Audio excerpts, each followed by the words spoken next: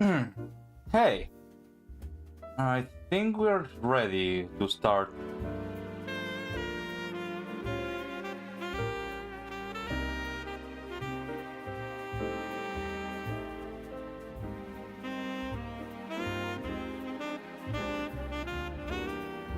We are ready. We are ready. Finally, ready. We're going to be all night on this. I'm having right now. They're having problems on Twitter because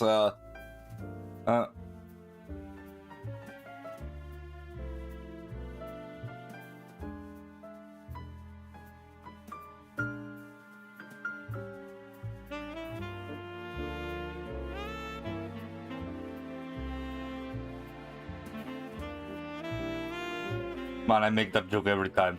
Anyways, let me check. Okay, everything is in order. I think I will start. If anything happens, just tell me.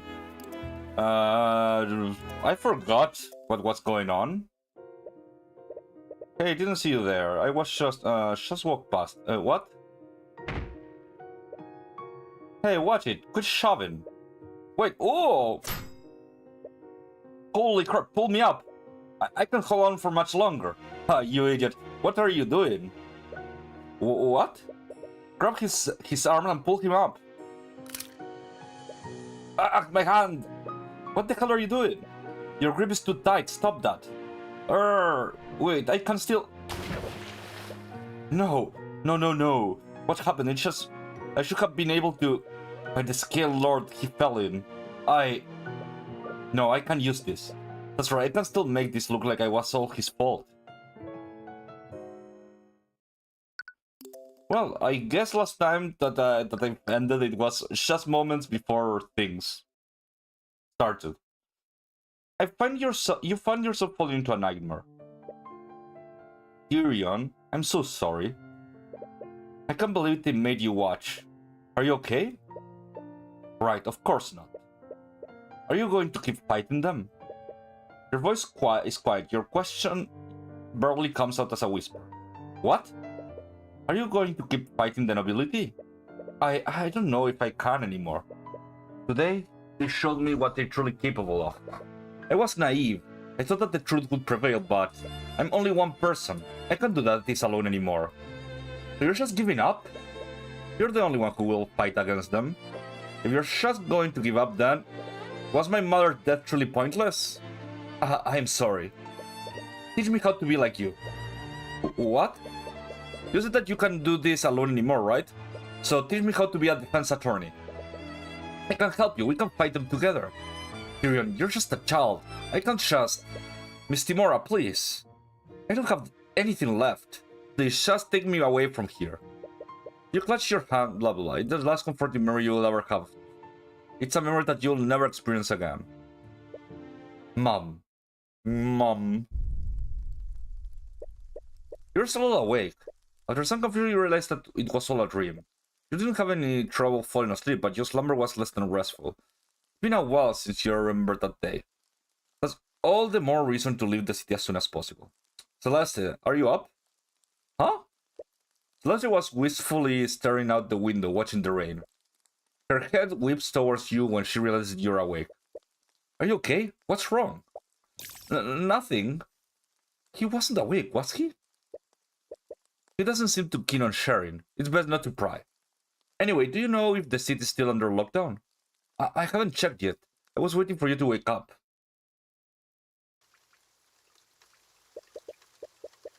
You go outside and check the city gates. The blockade still hasn't disappeared. Hey, Hitalo. Where do you find this type of game? Bargain bin. Steam's bargain bin. It's a visual novel. They're everywhere. Like, this specific type of visual novel... well, I have my eyes on another visual novel that's kinda like this. Let me see. Let me see. Where's Steam? Oh, I don't have it even open. Give me a second. What's the name of it? fuck, I forgot his name. Forgot the name of it. Yeah.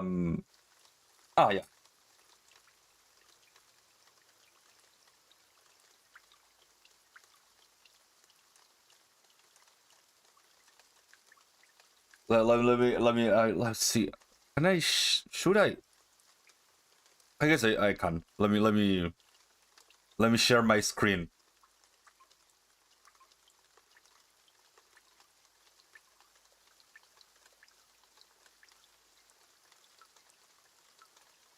Okay.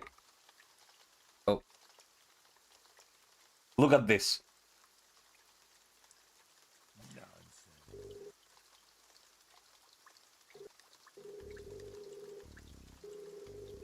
Look at this.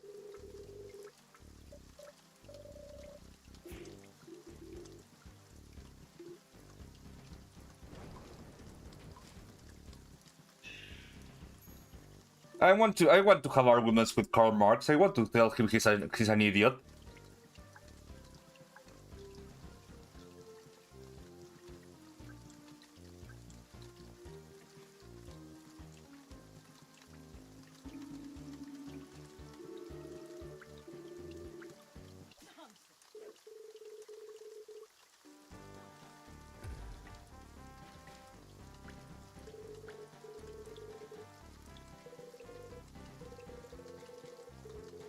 Oh,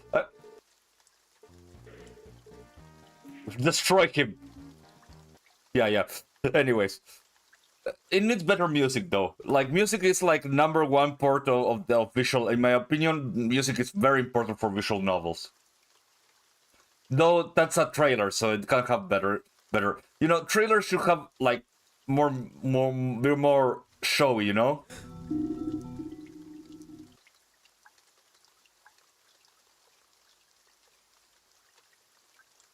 For what I understand, that game has Karl Marx, Confucius,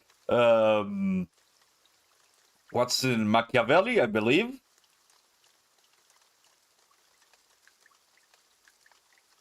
Some more, but I don't remember who else. It isn't out yet. It's going to be out in October. Sadly, as of late, I haven't been able to like play the games completely because I fucking fall asleep because I'm always super sleepy. Good thing is that super sleepiness has fallen. I'm not that super sleepy like all the time now, which is a plus. But if you want to take a look at that game, you might notice that it says Pro Philosopher 2, right? There is a Pro Philosopher 1. You can play it. It's a flash game.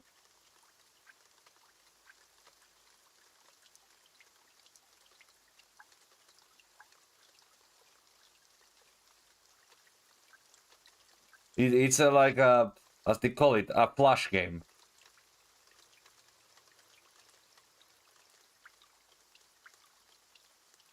Oof. Good thing I wasn't showing this. Don't worry, I wasn't watching anything sus.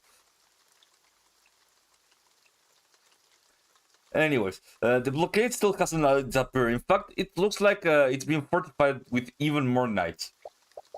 Looks like we can't leave yet. They have been doubled down on the guard on the guards. What's going on here? No, it was much worse. There was this let's call it game, this visual novel with very dainty elves and very muscular orcs. Let's just say that. Now, I don't know why I was being recommended that in that place specifically.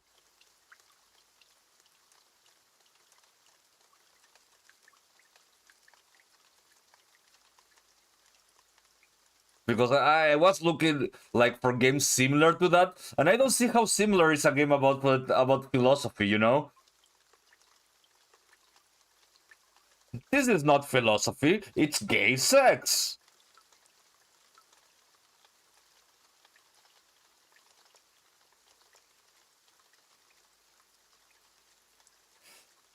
You know, that's my reaction.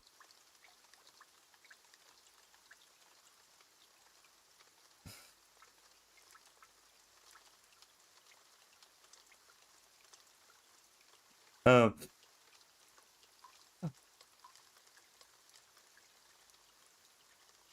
what is philosophy? Philosophy, it's a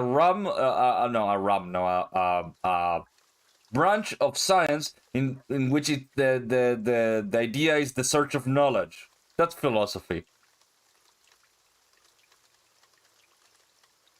Let me see. It's like the thing is, I'm looking at games that have come out recently, and I haven't found anything actually that looks like I like it.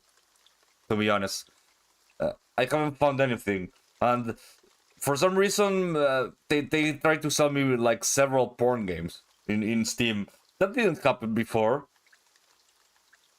It might be my fault. I may have touched things. Well, there's Ace Attorney Investigations, but I'm not going to pay for a game I already played. And to be honest, like, let's be honest here. Like, I will be honest. I don't remember much about Ace Attorney Investigation. I could play it, but it will be like, oh, I remember this.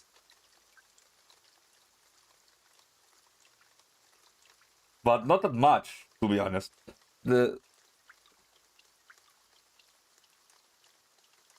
I haven't downloaded any furry games on Steam that I remember right now. I don't remember. Wait, actually, I was playing a furry game. Which is the furry game I was playing? Which was the furry game I played? There was one. Let me check my thing.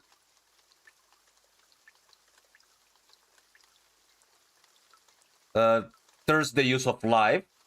I guess that one is a furry game. No. Oh yeah, Brock. Yeah, that's the furry game. Brock the Investigator. That was a furry game.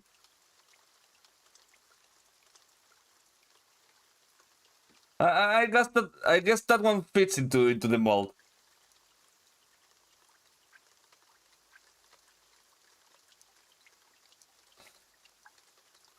Let me see what else. Yeah, no, nothing else.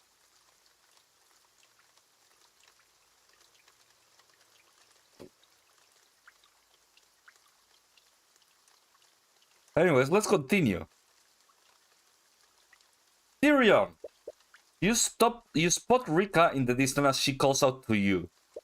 As soon as she sees you, she breaks out into a full sprint towards you.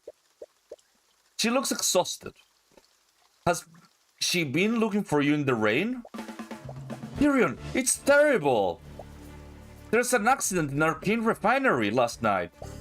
One of my friends who worked there, he fell into the vat of chemicals. He's dead. Oh no! Oh Rika, I'm so sorry. If there's anything I can do... Lord Von Sanctus is blaming the Dracohen Trading Company. He's trying to charge the owner of the criminal negligence.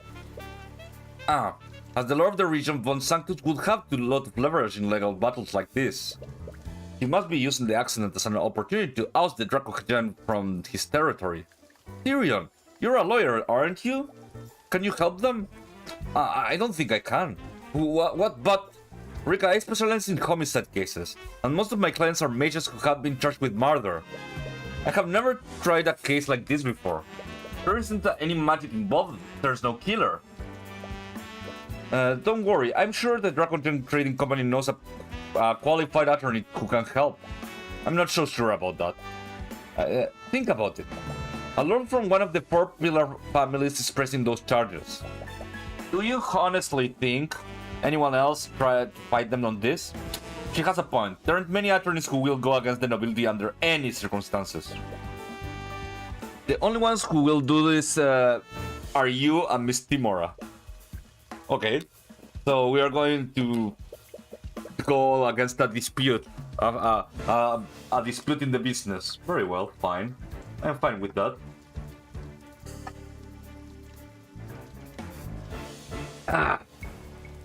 I needed that. Fucking damn it. There we go. Really? But please, don't get your hopes up. I have very little information to work with right now. And to be perfectly honest, I'm really out of my element. That's okay, I'm sure that Mr. Dracohen will take any help he can get. Mr. Dracohen? He's the owner of the Dracohen Trading Company. He should be at the old Arcane Refinery right now. That might be the scenario of the incident too. It would probably be best to start your investigation there. I have been away from the shop for too long, so I can come with you. But drop by the cafe if there's anything I can do to help. Like, this is really fantasy medieval. You know when restaurants were invented for the first time? I believe the 20th century. No, the 19th century, I'm sorry, the 19th century. That's where the cafes and shit like that were invented. It reminds you of your childhood, back when you couldn't control the ice of forest. You always avoided this part of the city. It was always covered with an overwhelming fog of misery and fatigue. However, you feel less that now. Is that because you have a control of your powers, or has something else changed? Alright, here we are. You're at the refinery to see that there aren't many people around. The few people you do see appear to be from the City Watch. Operation must have been halted after the accident. Whoa, so this is an arcane refinery. I always saw this place as a child, but I never really understood what they do here. Those machines refine the arcane crystals that are used in the artillery. Those crystals are used as power sources for conducting magical energy. You look around and spot an especially frustrated individual. It seems to stand out from the nights and cleaning stuff. Could he be the Gallmaster Rika spoke of? He takes notice of you as you head further into the refinery. Hello there, you must be the attorney Miss Tudor spoke about. I am. I take it that you are the Gallmaster of the Dracogen Trading Company. Yes, my name is Stefanik Dracogen. I'm pleased to make your acquaintance.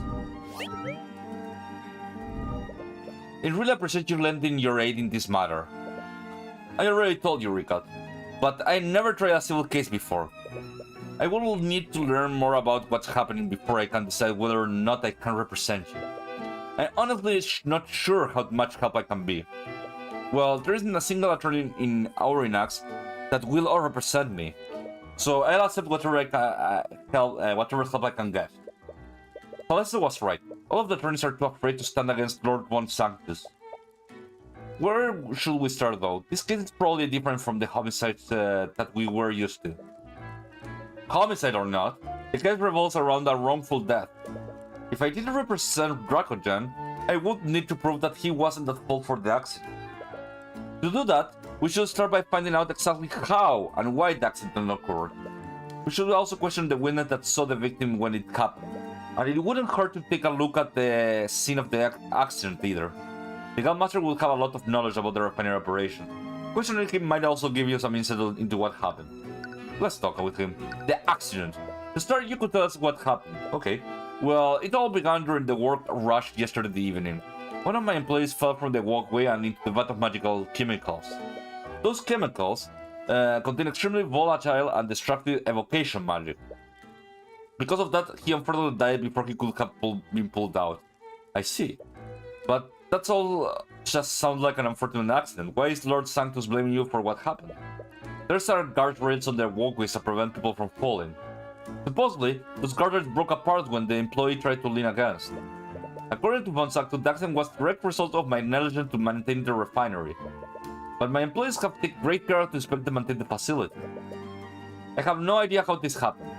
So he's telling the truth. This could all just be lip service. The only way to know for sure is to inspect the walkway yourself. Okay, go. The victim. Earlier you said the victim was an employee of yours. Could you tell us more about them? Yes, I hired him just a few months ago. It's a shame what happened to him. He was a young man named Justin Wei. He was a good employee. He was a hard worker, but he was a bit rough around the edges when he first started.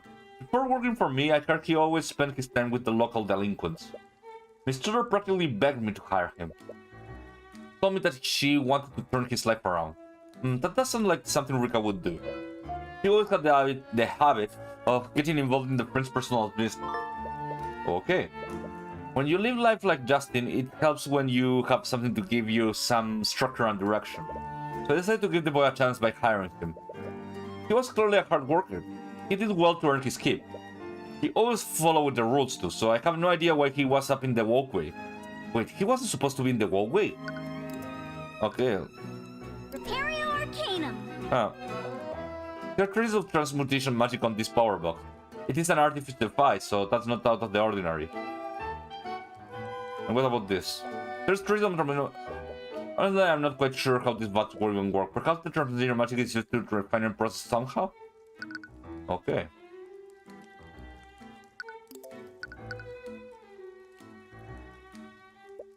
What filled with schemata that I can't identify? According to Celeste, these schemata are used to refine art and create arcane crystals.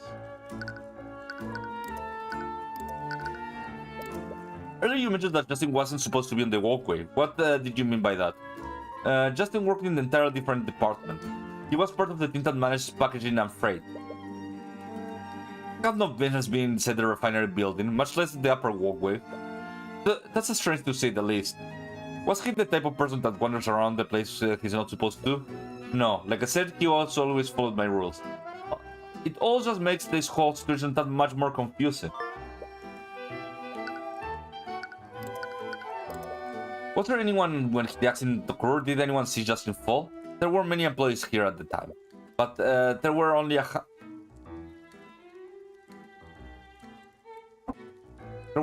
handful who actually saw Justin fall from the walkway. Who were these witnesses? If I remember correctly, Mr. was the one who saw him fall. Wait, Rika was... Give me a second.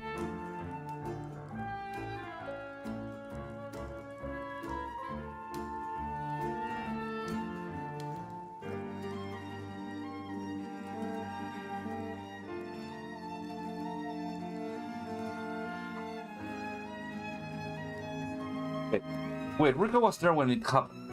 Yeah, she witnessed the accident alongside the harbor master, Morrison. Oh, you are acquainted with him.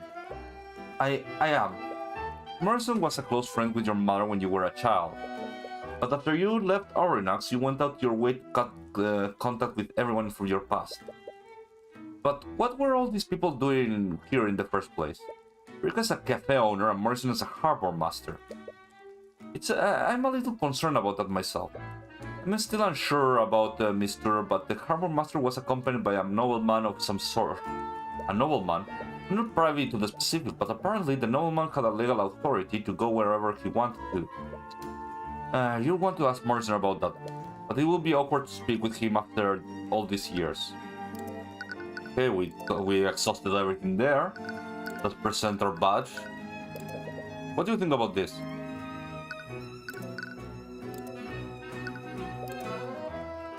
Would you happen to know anything about the blockaders around the city? I know that Kingsguard is involved, but that's all I know. I'm a bit curious to see what caused the stir, but I suppose I have more pressing issues to focus right now. Let's go to the... Oh! Ooh. Do you need me to scan for magical traces? Well, there aren't any magical elements in this case, but I suppose it wouldn't hurt to check. Alright. Repario Arcanum. What? What's wrong? There is no transmutation all over the guardrails. Transmutation, do you see these traces anywhere else in the walkway? No, they are only in this area. Transmutation is the school of magic that changes the properties of physical objects. Usually the mages use transmutation spells to strengthen and repair objects. Someone uses spells to change the physical properties of the guardrail. Judging by the current state of the rails, we can only conclude one thing. Spells weaken the structural integrity of the guardrails. Right, someone used transmutation spell to weaken the guardrails. Afterward, the guardrails were so weak that Justin accidentally broke them. And only these guardrails were weakened. The sabotage drilled right next to the vat corrosive chemicals too. What was the intention of weakening the guardrails?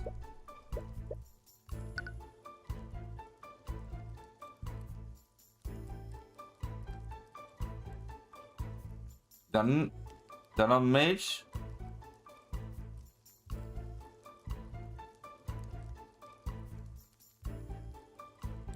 Don't fall into the vat.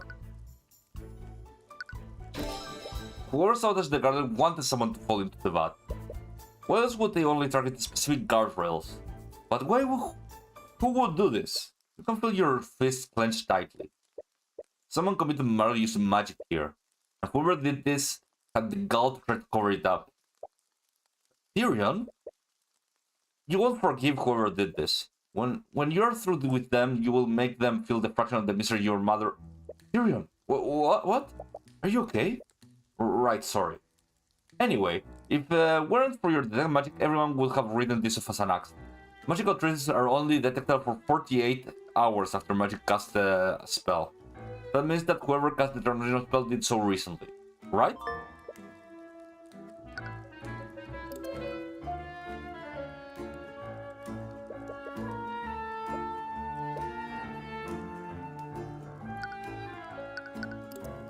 Okay, let's talk with this guy. Okay, no, wait.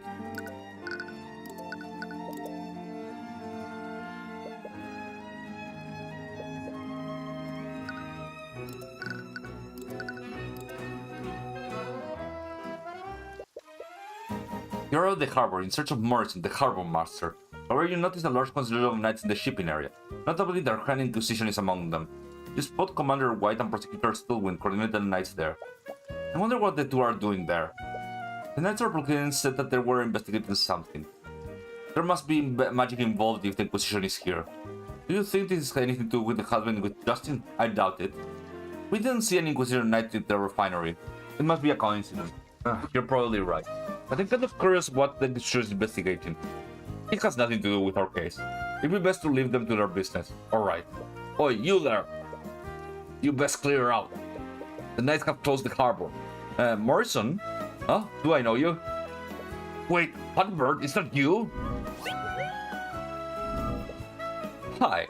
I heard that little Mosurica that you were back in town. What can I do for you? We heard that you were at the refinery yesterday. From what we heard, you witnessed the accident. We wanted to ask you some questions about what you saw. Alright, Mosurica mentioned that you're on the attorney now. What? I just hope you're still not hung up over the business with your mother. Sorry, I guess it's none of my business. Anyway, I'll tell you what I know. Brockman told us that you witnessed the accident. Aye, it was a horrible thing that happened. No one deserved to, what happened to that poor lad. Could you tell us what you saw? Well, I was hoping a patron around town, and for some reason he really wanted to take a look at the refinery. Something about checking out the local art of fishery. He must be an artificer. Yes. Anyway, he was looking at the machinery. Then suddenly Mosurica came running towards us. He was trying to tell us something, but the damn machines were too loud for us to hear her. After a while, she just pointed at the walkway and we saw the horrible sight. We saw someone fall into the vat. By the time we could get them to stop the machines, it was all too late. And that patron who was visiting the back, did he also win the accident? Okay. You mentioned that you were escorting a patron when the accident happened. Who was he? Did he witness the accident too? He was right with me when Rika was trying to get our attention. It will be hard to miss it with the commotion she was making. As for who he was, his second name was Aster. Aster, you don't know anyone by that name, but why does that name so familiar? Do you know what his surname was? No, the lad was already secretive with his last name for some reason. Must have been a recognizable name. Is he a noble? Oh, yes. Why were you escorting a disaster in the first place? Don't you have a managed a harbor? Well, I can't really manage anything because of them. Because of the Inquisition Knights. They're blocking out the secret all out of the city. This messes the sort of. They have a lot of knights investigating the harbor. Do you know what they are looking for? Well, you didn't hear this from me. But according to them, after ship just up and vanished in the dead of night. Vanished as in someone hijacked it? That's the thing, the guards would have noticed if someone had driven off with the ship, especially one of that size. From what I heard, one of the knights could have sworn that they saw it vanish in the flash of night. What kind of ship was it? Do you know how big it was? The size of it, I'd say it was probably a galleon. Holy shit! Repario Arcanum. Yeah, no magic here. Will you tell us Justin fell on the walkway? What was it because the guard was really broke under his weight? Yeah, he did, but it was a little strange. That guardle was made out of metal, yeah? But the way it broke, you could have thought it was made of cardboard. You brought it in on it and it just broke apart. Even a poorly maintained guardle shouldn't have broken that easily. Did someone really use transmutation magic to sabotage it? If that's so, that's possibly coherent Dracogen's name, but presenting the possibility of magical crime might just complicate things. Who could this Astral person be? He must be a high profile if they're calling the Guard and Inquisition for him. Overrush relationship. You spent some time with him, am I correct, Morrison? Did he tell you where he was staying? If I remember right, he's staying at the local inn near the town square. Wait, that's the town we were staying at. If he's this high profile, why is he staying in an inn for common ears? No idea, he's an eccentric one for sure.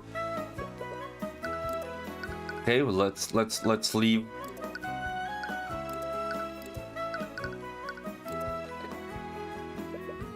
We're at the cafe and see that the rest is packed to the customer. You don't see Rick anywhere. He must be preoccupied. Perhaps you should check. Okay, let's check the tavern.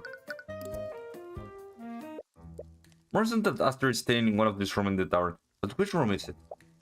We could always just check each room. That might irritate the patron though. If Aster doesn't want to be found, we must alert him that we need too many people. I guess you're right. You're from Million's Tavern, right? If you had to put a VIP somewhere, which room would you choose? I guess it would probably be the one at the end of the hallway. That's the one I used at my family tavern.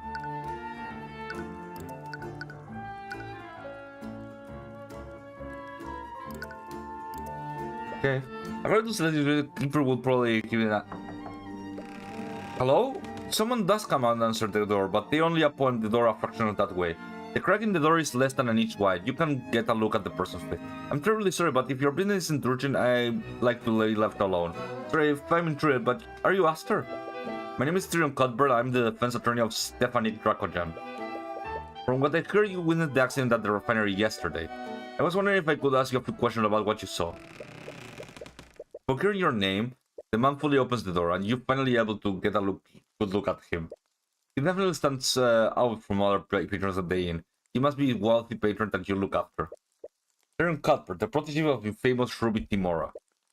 So you know who I am? I do. I know you very well. I am your biggest fan. Oh. What? I can't believe the infamous Tyrion Cutberth is standing right in front of my tavern room. What? I have read a lot about you, Mr. Cutberth. You successfully defeated the head of House Pierce. You didn't think twice about confronting a member of the House Frega. You even defeated Lord von Stankus in the test tournament yesterday. I'm so lost right now. And you must be Celeste McCoy, Tyrion's first client and the Crimson Demon of the Eastern Kingdom. How did you find out about my name? The Crimson what? Don't ask. Anyways, if you're Aster, don't that mean that you witnessed the accident at the Harbor Master yesterday? Yes, I did. Are you going to interrogate me about what I saw? I'll answer whatever question you have. You never met a witness that was this eager to cooperate. But hopefully this means that he won't hide details of what he saw.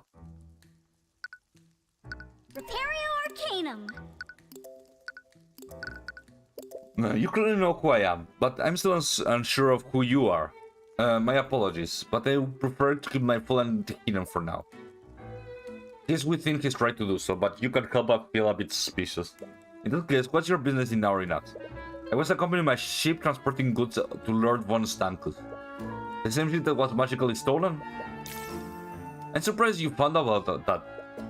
The Kingsguard has been trying its best to keep the information hidden. But I suppose I shouldn't expect anything less from Mr. Cutberth. Flattery will get you nowhere. What was on that ship? It must be pretty valuable to be worth stealing. I doubt that there was anything that ship worth drawing the ire of an entire kingdom. The truth is, during the time that my ship was stolen, I was supposed to be on it. I see, the theft of the ship might have been actually an attempt to kidnap you. That's my current theory anyway. Wouldn't that make sense otherwise? He seems awfully calm about this. According to Morrison, you were also at the refinery that night. Did you witness the moment of the victim falling into the vat? I did. Could you tell us exactly what you saw? Every detail you can remember would be important. Well, it all began when I was visiting the refinery with the harbor master. I was inspecting the refinery machines when a girl practically ran towards us. She was hysterical. It looked like she was trying to tell us something, but we couldn't hear her over the noise of the machines. When she realized that we couldn't hear her, she simply pointed at the walkway. And then we saw Justin Fay fall off into the vat. The next question is very important. Did you see the victim break the guardrail by leaning on it? Yes, he broke the guardrail before he fell. His statement is linked to Morrison. Okay. The way he fell was very strange, though. Strange, what could he possibly mean by that? You mentioned that the way he fell was strange. But did you feel like the guardrail broke too easily? Why, yes. How did you know? Imagine with the smell the Harbor Master gave us. They don't want to reveal the trace of transmutation that you found on the walkway, at least not yet. But yes, the guardrail broke the moment that Justin leaned on it. The body was extremely limp when falling too. What do you... the body was limp? Normally when falling from great case, one would play their arms, yes?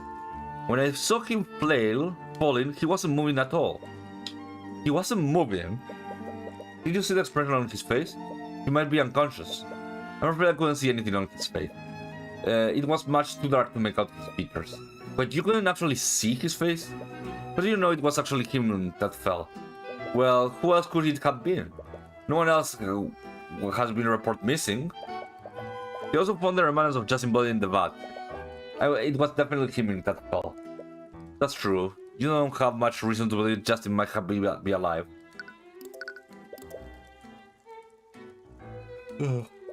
And the Professor is quite cooperating well. He probably a mage, and aside from Rika, he was probably the only other mage in the refinery of the night. So you ask him, alright, he might be able to see something incriminating. Asher, we will respect your privacy if you don't want to tell us who you are. Could you at least answer one question for me? I can make no promises, but I will do the best. Are you a mage? Oh, is that all? Yes, I'm a mage, and I'm a quite practiced one at that. You see, I see. So that costs detect magic to look at the scene of the crime. And we found traces of transmutation magic in the scene of the crime. Namely, one guardrail that Justin fell through. What? Here it is. Can't believe it. What? Are you telling me that the mage used transmutation magic to weaken the rails? It's a conspiracy. Oh, he loves this. Wait, does it mean that this was actually a murder made to look like an accident? It's like something out of the reports that I read about him. You don't see anything incriminating, and you can see his thought already. His feelings of happiness are a bit off-putting, though. Are you asking me if I was a mage? Does that mean that I'm a potential suspect? This is a great thing that ever happened to me. This is the first time you ever met someone that's having to be suspected of murder. Sorry, it's not right for me to get excited about something this serious. You must think less of me now. But it's like something out of a mystery novel. That's not the reaction you were expecting. Nevertheless, it doesn't look like there's any incriminating thoughts in his mind. And the emotions that he was emanating were all positives. There wasn't a drop of fear in there. What could this mean? Either way, it looks like you have found out everything I can from Master. You should move somewhere else.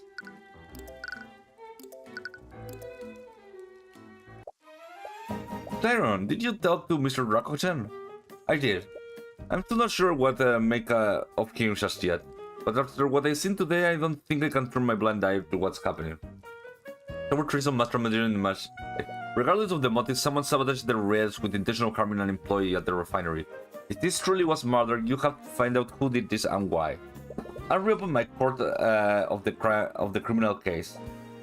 Thanks, I'll make on the notes. You were at the refinery when that accident occurred, am I right? Yes, I was. May I ask you a few questions what you saw that day? Of course. I'll do whatever I can do to help. Why were you at the refinery? Didn't you have work at the cafe? I was making food delivered to Justin. Wait, you were delivering food to the victim? Yeah, he never had the time to make his own dinner. So I always delivered the night dinner during his evening break. But that night I couldn't find him in the freight area, so I went looking for him in the refinery building. Ah, so the accident happened while you were delivering his food.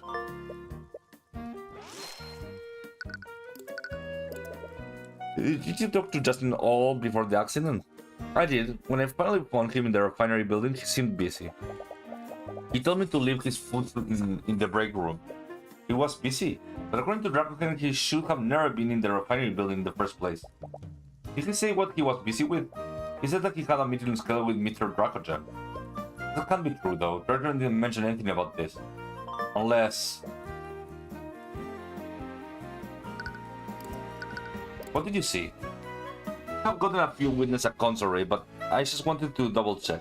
What did you see during the accident? Sorry, I'm sure that it was a disturbing sight. Do you need to make a moment? No, it's okay. It happened after Justin told me to leave the food in the break room. It was my first time inside the refinery, so I spent some time looking at all the machines.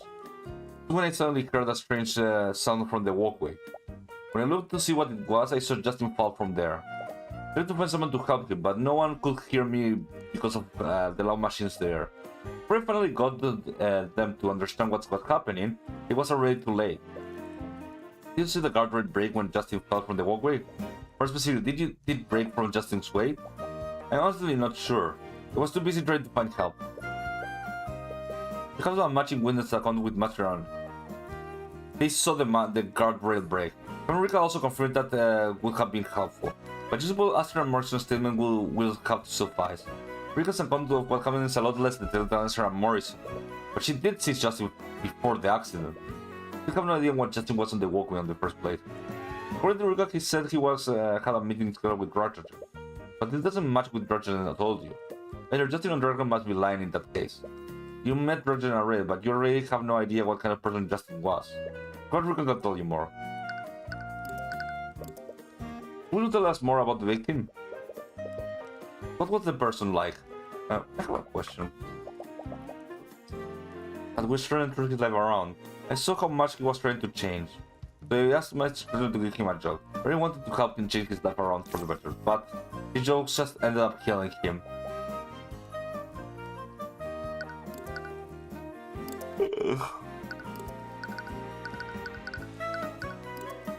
Lord Von Sanctus. I don't have a picture of the victim. Ugh, that's lame. No one could have known this would happen. I guess you're right. It's hard not to think about it though. Was he the type of person to go places that he wasn't supposed to be? No, not anymore. I really wanted to make a good impression to Mr. Dracogen. He always talked about following the rules. He even got mad at me a few times when I accidentally broke Dracogen's protocols. Right, that matches what Dracogen said. But maybe he was falling back to his old habit. Perhaps Rika can tell me more about what he was like before he turned around.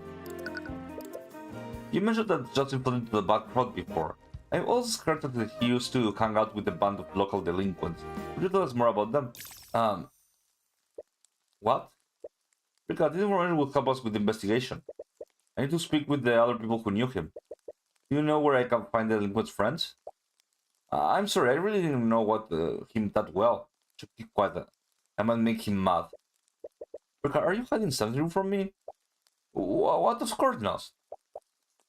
What would the Dark Lord of Orinax possibly have to hide from you? You chuny. Yeah, she's definitely hiding something. You need to argue against her if you want the truth.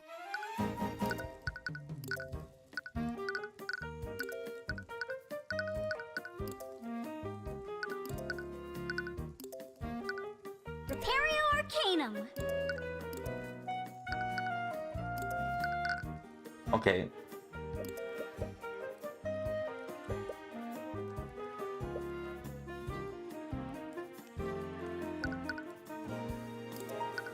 Okay, let's see. Got to show her something.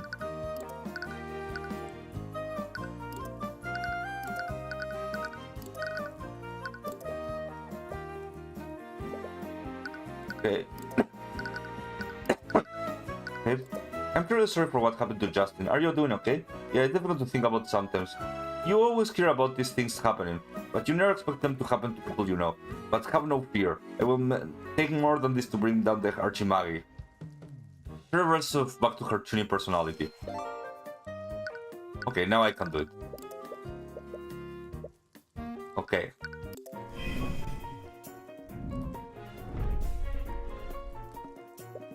Ruka, you know about Justice's friends, don't you? What is that? Usatura will perform questionable acts to protect the people she cares about. She has your best interest at her and will always act in a way that she thinks is beneficial to your well-being. She isn't very good at deception. She will often revert to her dramatic, chuny personality when trying to hide the truth from you. Just be honest with me. I'm not hiding anything. I really don't know that much about him. I wasn't that close to Justin Way. I might deliver his food, but he was just a customer to me. That's bullshit. Because you helped him. You might have believed that you delivered his food because he was a good customer, but he wasn't all you did for him. You saw that he was trying to turn his life around, and you begged Dragon to set him up with that job. You wouldn't do that for a customer that you barely know. Well, that still proves nothing. I'm Mariska Tudor, High Archmage of the Cadmium Flame. That's so hard to believe that I took pity on a stranger. I only helped him because I'm a generous person.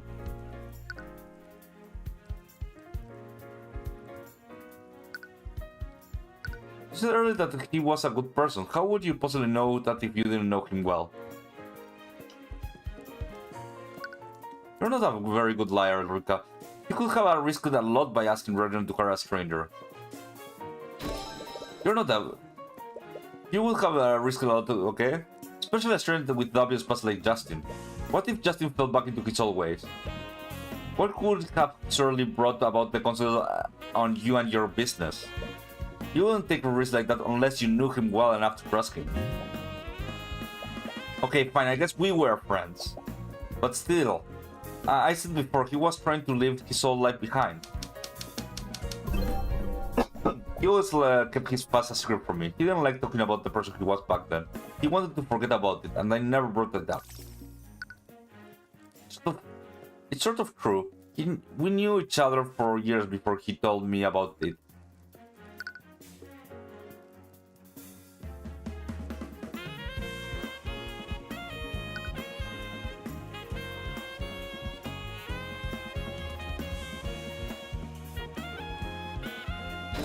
I doubt that, Rika. In fact, I'm sure that you were friends for at least a few years. If a friend is that old, I'm sure he will have confided you about his past. What? No, you need to stay focused. Rika, I don't know why you thought you had to lie about this, but I need to talk to Justin's former friends. Is that really necessary? Yes, I need to know why he was behaving so strangely before the accident. His friends might know something about him that you don't know, and Justin don't. But that doesn't make any sense. There wasn't anything strange about the way he was acting.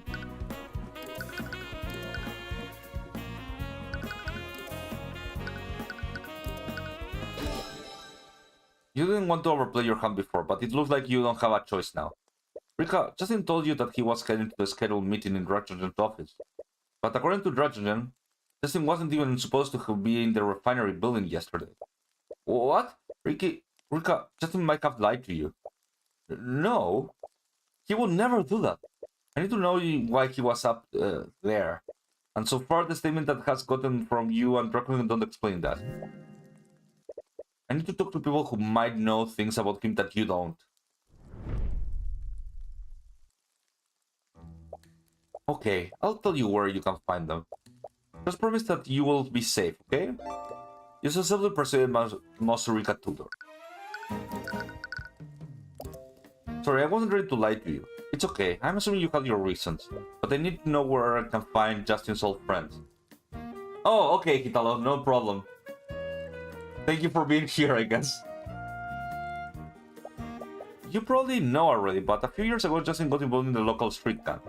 You know, I think about street gangs in the medieval era. Now that you're here, did you know that in the medieval era, in most cities that had like guilds, the guilds themselves have like little gangs, and the little gangs like fought against each other for like territory and stuff like that. Like the tailor gang were fighting the grocers gang and the merchant gang, and if you didn't pay your dues to the guild, the gang would come and beat the shit out of you. It was a stratified system in which the poorest of the poor help, no, help, that wouldn't be, work for like the middle class, like the merchants, the artificers, the artificer, no, the merchants and the other people, like not the nobles, you know. The commoneers have their own, let's call it their own system, let's say. It was kind of fun. It's kind of funny. So there's like in London, the most, like, let's call it the archetypical city. Who started these kind of things? Well, it's difficult to say who started it. The guilds kind of like formed in a way to like to make that sure that competition wouldn't go over there, and suddenly the guilds needed someone to enforce like the rules of the guild, so they contracted their own little street gangs. And well, it kind of sort of happened. And you know that the guilds and in some cities they had like some sort of democracy in a way in the middle of the medieval era. Let's call it remote democracy, although it wasn't really a democracy. Well, it was a democracy, but mostly for people with money, you know. So they needed the muscle to muscle around other people. Yeah, no, it's super interesting how they worked in the medieval era. You will see. A thing that I found out when I am role playing and when reading about the medieval era is how different things were from what normal fantasy were telling you, and they're super interesting and super great to put it like in use, let's say, in use in a setting. Like, not everyone is pseudo-romance or not. Like, the medieval era is another country, let's say. Well, the medieval era in another country is another country. But yes. And I find it like this cookie cutter, like medieval cities. Okay, fine. It's medieval. It's what you wanted to make. Yeah, no, the mayor of London, like you. Let me find 1 second. Let me find something.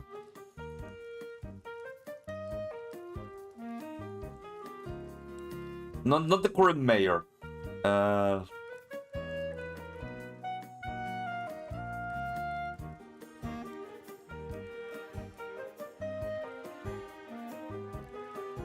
No, but this is no. I don't need the mayoral election. I need the mayor of London.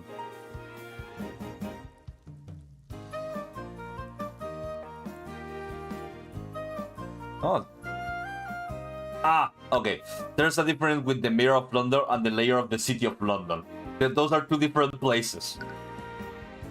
Which is a very interesting thing about London. You know, there's the London as the city. Right, and there's like a district that is called like the City of London, which is basically the Wall Street of England.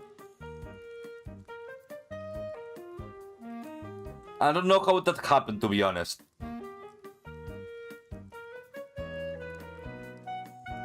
But it's probably some fuckery going around there. Well, a greater fuckery going in there in the City of London. But let me see if I can find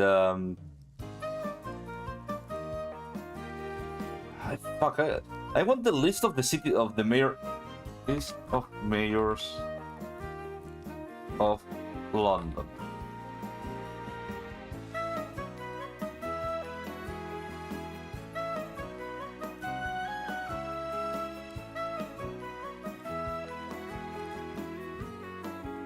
Wait, did the mayor of London start in like 2000, in the 2000s? Oh, well, it was created in the 2000s. Huh. That's weird. What did they have before mayors in London?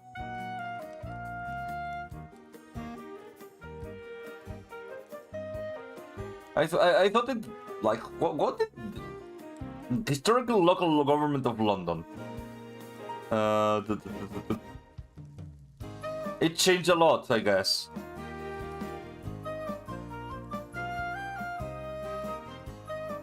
What did they? I was sure they had mayors in London. In the Middle Ages.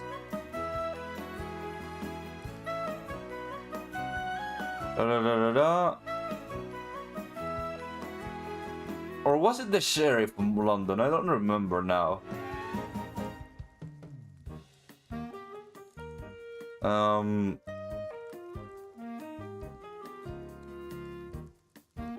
Yeah, no, I was confused.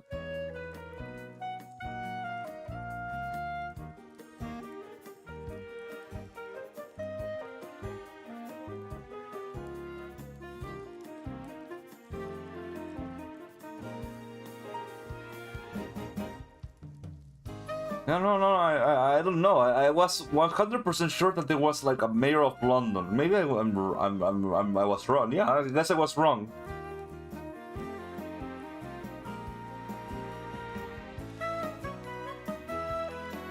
Oh, now I remember. No. There wasn't a mayor in London. There was an assembly. Now I remember. There was like an assembly of not an assembly. It was like a group of people that controlled London. An oligarch group, I believe.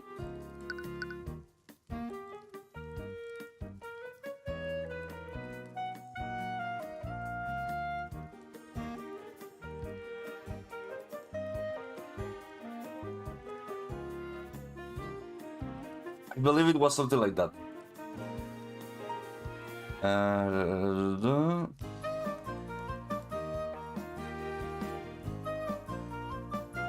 No, I'm probably fucking with you. I don't remember.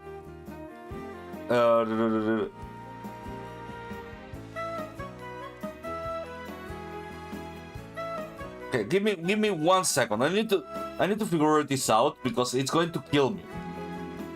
It's going to kill me. Okay, I have this book made by a historian, and I need to know about London.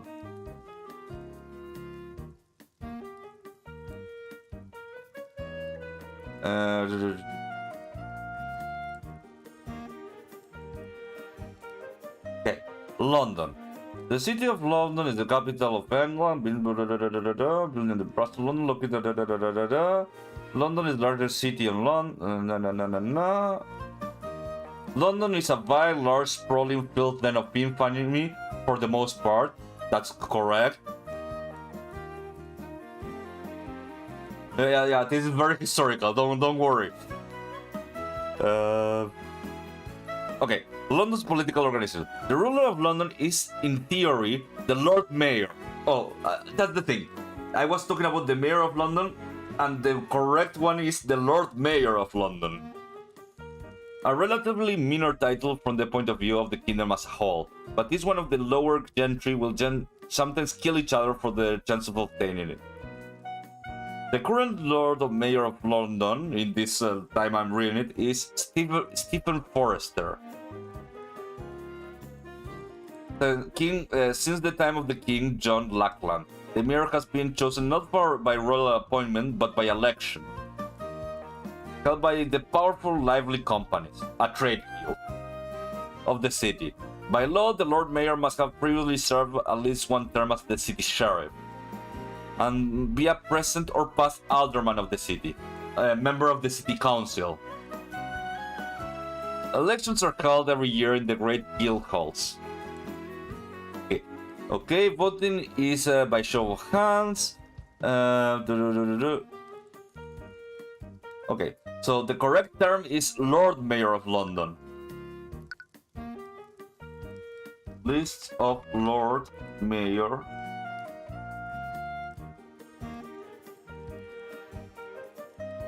Okay, here we go. Now we found the correct thing was Lord Mayor of London. Okay, now I feel much better. The term I was searching was not Mayor of London, it was Lord Mayor of London. I feel like Adamas.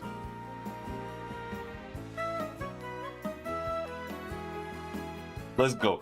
And it was abolished. Oh. Oh. Look at this. This is fucking interesting. The Lord Mayor... The... Okay. Listen to this. The Lord Mayor of London didn't become, like, didn't disappear as a thing, right? It just became, like, the current Lord Mayor of the City of London. You know the City of London I was talking about? The Wall Street. Like, the Lord Mayor of London became the proprietor of this of the City of London, not of London as a whole, which became like the City of London. The city, not the London as a city, not the City of London. Like the current mayor of London, it's Sadiq Khan, but the Lord Mayor of the City of London is this guy called Michael Mainili, who is some weird guy, and apparently the first American-born Lord Mayor.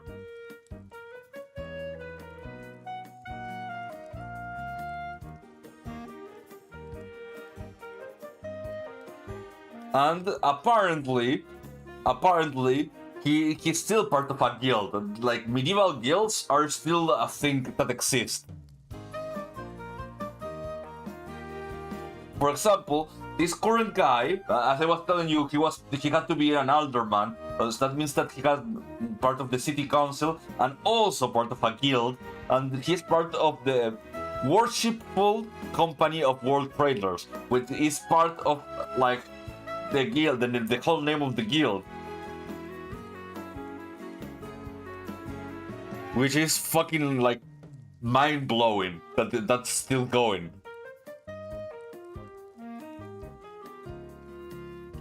So in a way, the ones that still own, like, the city of, like, the places that make money in London are like the gentry. Which is hilarious. I didn't know that. I guess you learn something every day.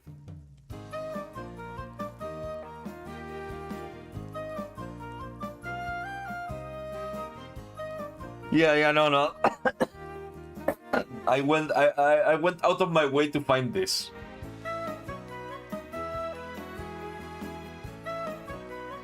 I didn't know that there was a worshipful guild of world traders, but apparently it exists. Well, it has a royal charter and everything. Okay. Ooh. That was like I had to, I don't know how long I went into this, like, searching spree of information, but I feel fulfilled right now.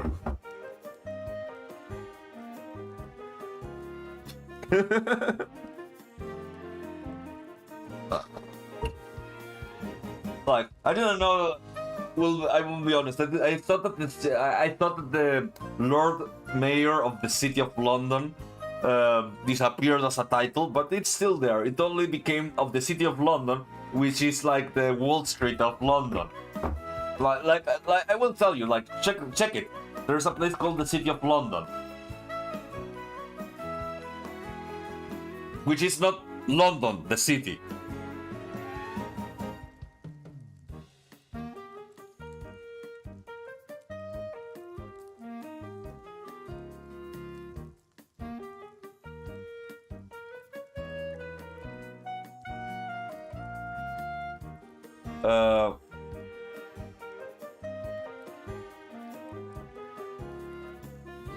No, you know what's crazy about the City of London? Before I continue, the City of London, like, it's literally like let's call it like what do you call it? Like a neighborhood, you know, like a guarded neighborhood where nobody can enter for exception of them, of the rich, like the metropol, like You know how in your country, probably in your city, you have a metropolitan police, right? You have a police force, right? Right? Okay. The city of London has its own metropolitan police that has its own in which the Lord Mayor is the only one that gives orders. It's like 1 square mile where this guy is like the Lord.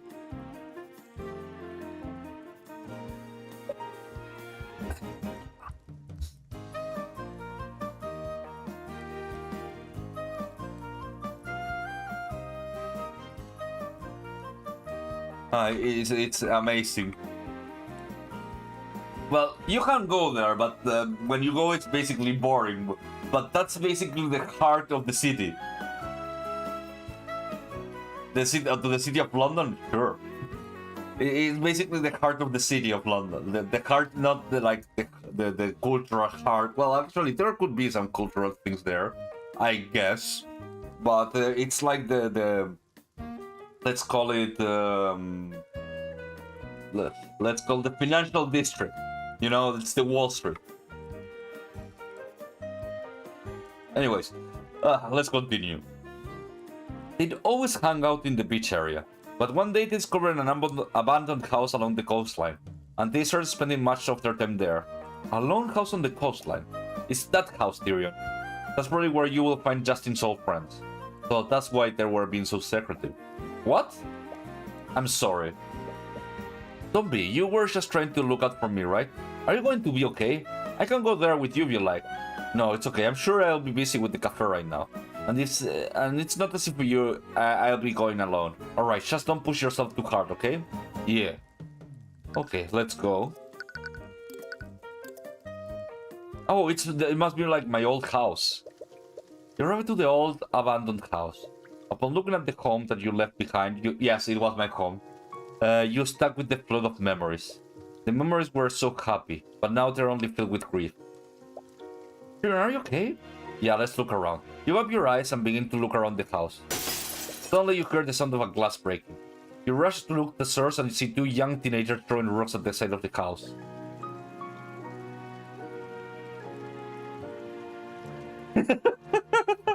Yeah, like, I was searching. I needed to search that. That's how conversations go. Ugh, he looks ugly. Nice shot, Gavin. Gavin Krallen. Gavin Krallen, occupation none.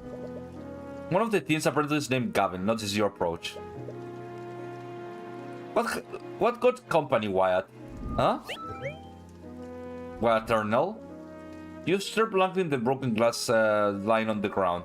You're at a loss for words. You feel like you should respond, but nothing comes out of your mouth. You suddenly find yourself quickly approaching the 2 teens. What the hell do you want? What the hell? Before you even realize what you're doing, you throw a punch straight into Gavin's face. Your eyes are so slowly tearing up, you can only see red. You grab Gavin by the collar and pull his face close to yours. Get the hell away from my house. Tyrion? You want to go? If you came looking for trouble, you sure found it. Okay, let's all calm down and just... Stay out of this, you little shit. Huh. Excuse me? What, you're gonna cotton in your eyes or something? Yes, actually. Why don't you go and repeat what you said? I said, stay out of this. You little shit. 5 minutes later.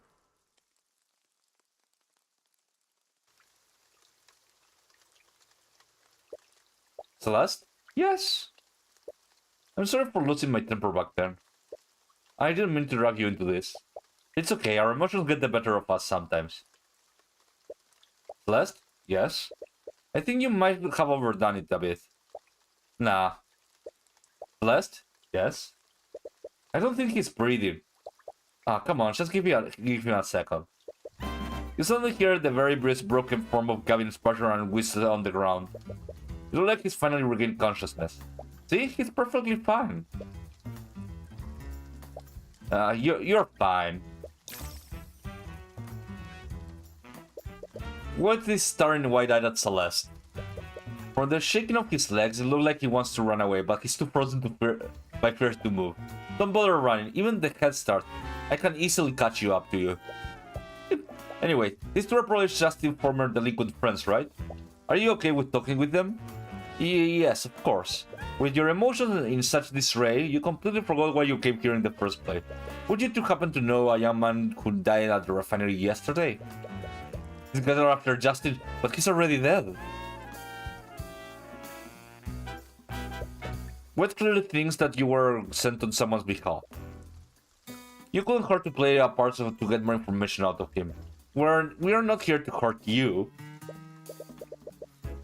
We're not here to hurt you anymore. We just like you to ask you a few questions about Justin. Yeah, sure, man. Whatever you want. Alright, you two talk. I'll work on popping Gavin's shoulder back into place. Telling to the star how nonchalantly she says things like that.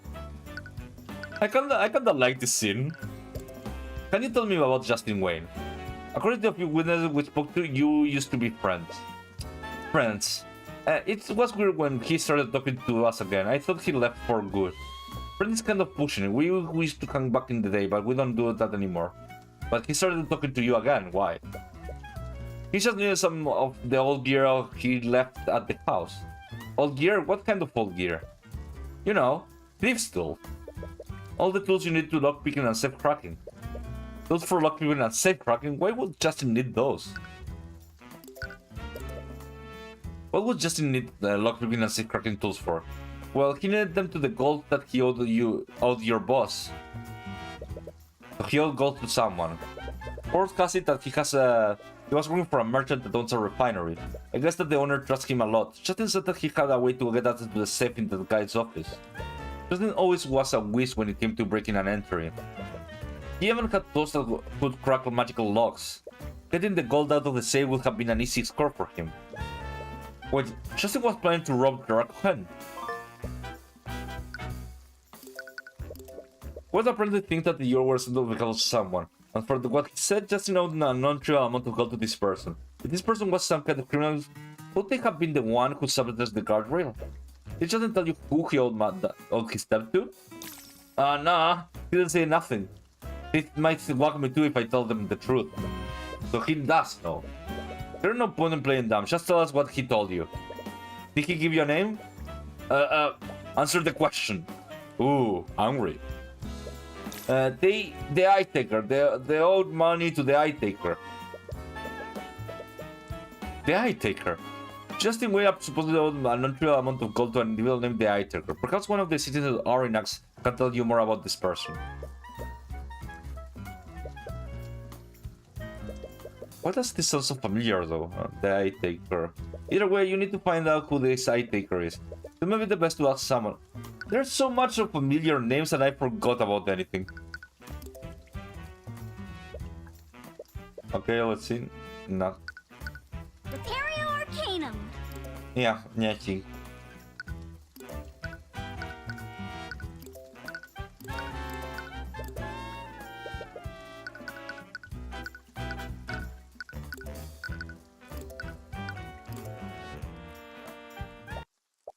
Hey Tyrion. Yeah? Back at the house, what was it all about? I never seen you get that angry before, and you said that it was your house. Yeah, it was my house. It was? Ever since we arrived in the city, you haven't really been yourself.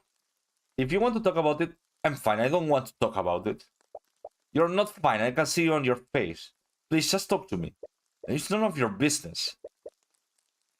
That came out of louder than you wanted it to. Celeste, I'm sorry. I didn't mean to... Without a word, she quickly walked away ahead of you. Okay. I made her angry. Actually, the harbor, actually.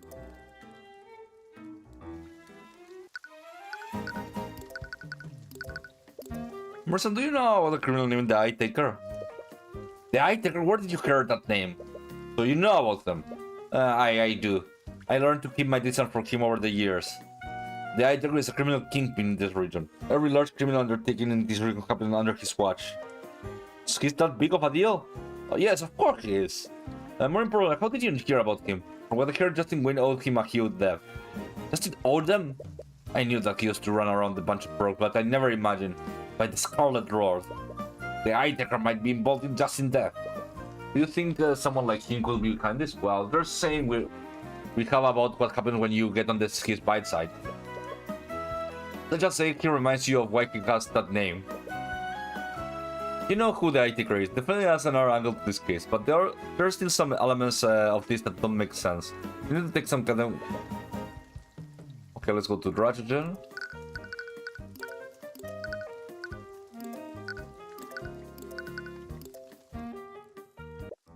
Hello, Mr. Cutberth. I trust you're doing well. We are, for the most part. We spent some time looking for the accident and the people who knew Justin. I think we might be more to this case that meets the eye. Oh? Please let them explain your finding to Dragogen. You seemed troubled when you explained that the trace of transmutation that you found on the guardrail.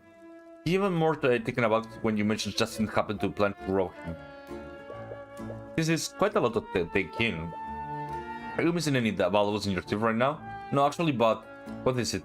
After the accident, I did a careful inspection of the building. When I checked my office, I noticed that the lock of the safe was disengaged. The safe was open, but you said that there wasn't anything missing. That's right. When I saw the safe open like that, I was already worried I had been robbed. But I double-checked the content and everything was accounted for. Because of that, I assumed that I had forgotten to lock it. This doesn't make any sense. Maybe it was just a coincidence? I might believe that if it weren't for the office's location. What do you mean? The walkway that Justin fell from leads to my office. There's a window that overlooks the refinery. Why would you explain why Justin was there in the first place? I don't want to suspect one of my employees, especially one that isn't alive to defend himself. But it all fits through perfectly, except for one thing. Why wasn't anything stolen? Well, regardless, I think you have a pretty good case.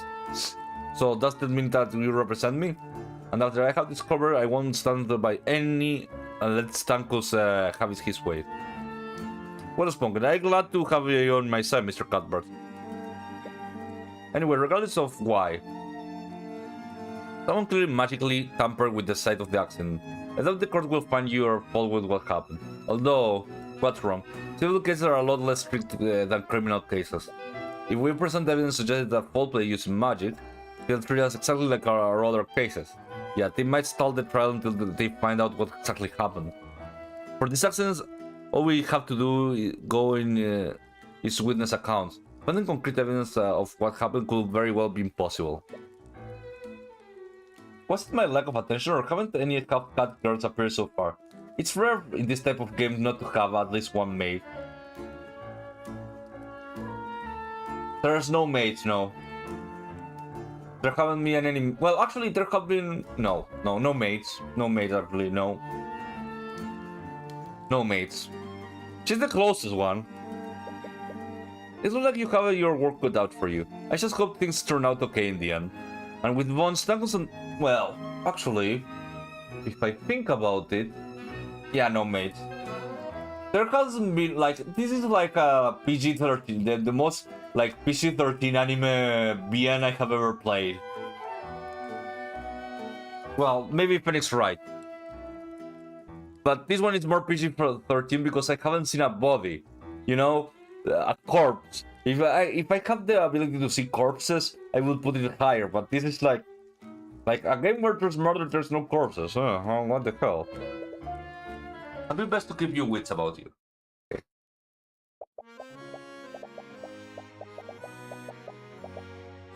I believe there's more important things to do to resolve a pretty squabble for you.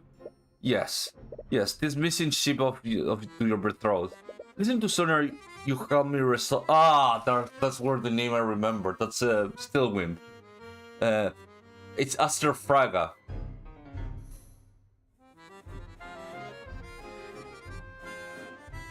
No, Aster. No.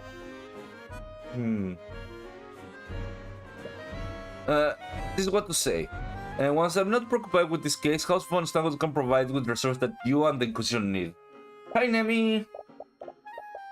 You missed me my half an hour search about who the Lord of London was. The Lord Mayor of London was. Well, you're stinky, shut up. Cute. Mwah. Let's save the progress. we start with the part where I start using my superior brain.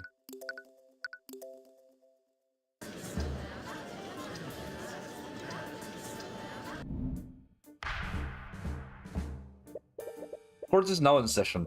Proterra Stephanie Draktogen. The prosecution is ready, Your Honor. The defense is also ready. Very well, let's begin the proceedings. Prosecutor Stillwin, please list the charges. The defendant is charged with criminal negligence in the death of Justin Way. The death occurred in the Orinax Arcane Refinery last night. Mr. Wayne was an employee of the Draktogen Trading Company, a company owned by the defendant. During the work hours, the victim accidentally broke a poorly maintained safety rail and fell into a vat of corrosive chemicals. Attempting to save his life failed, and his body almost fully dissolved. I see. What a gruesome man. The defendant displayed clear negligence in maintaining the refinery facilities. As such, the responsibility for Mr. Wayne's death was squarely on his shoulders. Okay, like, this is like the first time I feel like Edgeworth in a case. Like, he doesn't seem to know anything of what's going on, and I am the one that knows everything. That's basically like a reverse Edgeworth in a way.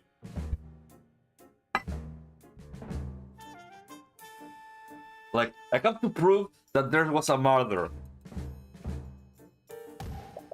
To begin, the prosecutor would like to call Noah Morrison to the stand. Who the fuck is... Oh. Witness, please state your name and occupation for the court. Yes, the name is Noah Morrison. I'm a harbor master of Orinax Harbor. In my understanding, the witness accent... Blah, blah, blah. Could you please testify to the court about what you witnessed? Well, this is kinda fast. I was showing to the visitor around the city, and for some reason he really wanted to see the Orinax refinery. He was inspecting the machines when suddenly Mosurikas ran up to us. He was desperately trying to la la la after a while. Oh hey, how are you doing, Billy? There was a guardrail that should have prevented his falling, but he broke through and he fell. There was a safety rail that should have protected the victim. Yes, however, upon closer repairs to the city guard found that the rails were extremely rusted. They were clearly poorly maintained by the company. I see, the negligence is based on the prosecution charges. Yeah, we could change everything there. I can't help but feel like there's something in Morrison's statement that doesn't add up. Right now, those traces are only the defense we have against Von Sanctus's accusation. It's not a piece that I want to use just yet. However, you collected a lot more evidence since you last spoke to him. Is there anything you found that corroborates his testimony? I don't remember. I was showing the version around the city, and for some reason Hillary wanted to see the Orinax Arcane Refinery. He was expecting the machine there, when suddenly Morrison ran up to us. She was desperately trying to tell us something, but there was too much noise. After that, he just pointed at the walkway overlooking the refinery. There was he saw someone fall into the cursed vat. There was a guardrail that should have prevented him from falling, but he...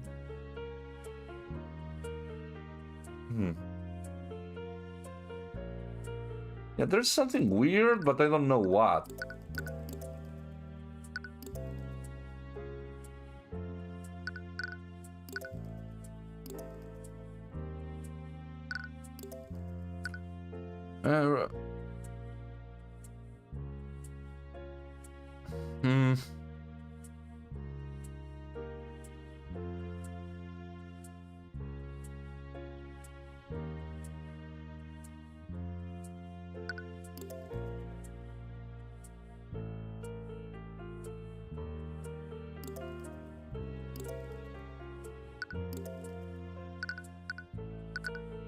Yeah, there's something that I find weird, fucking weird in this test, in this thing.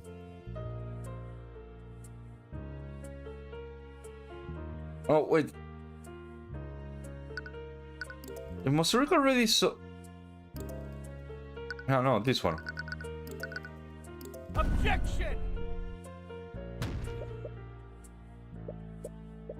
Oh, this isn't destined, no? Okay. Objection! I'm confused, no, this isn't the... Okay, let's press the thing to see if I can find what's weird.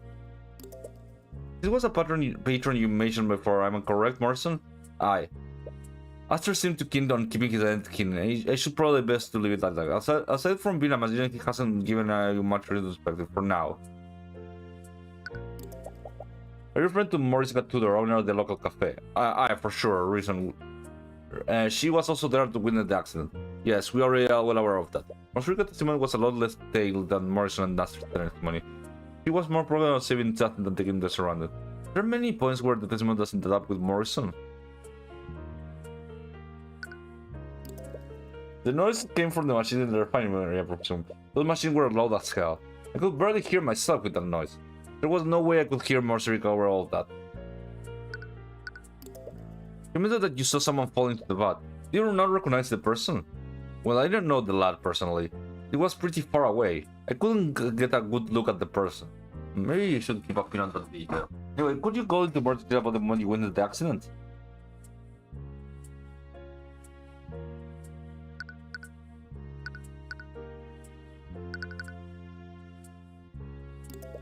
What happened to the warden before Justin fell? Well, I saw him lean on it. It should have prevented him from falling off the walkway, but the door just broke.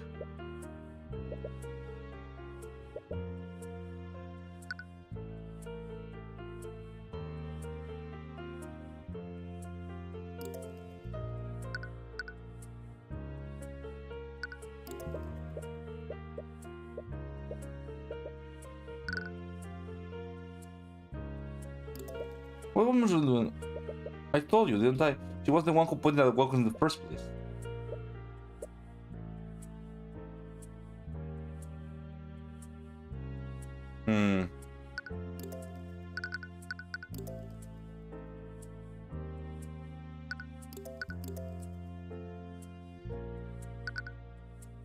Objection! There we go.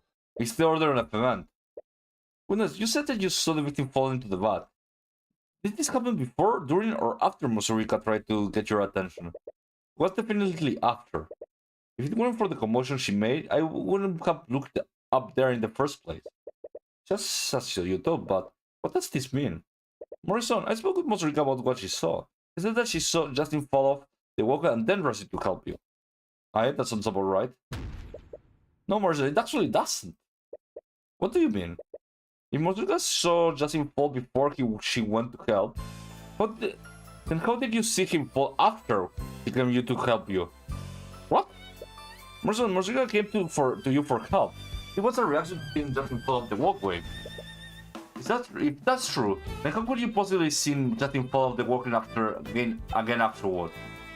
I have no idea. Mr. Cutberth, you're disputing the witness testimony over a minor detail?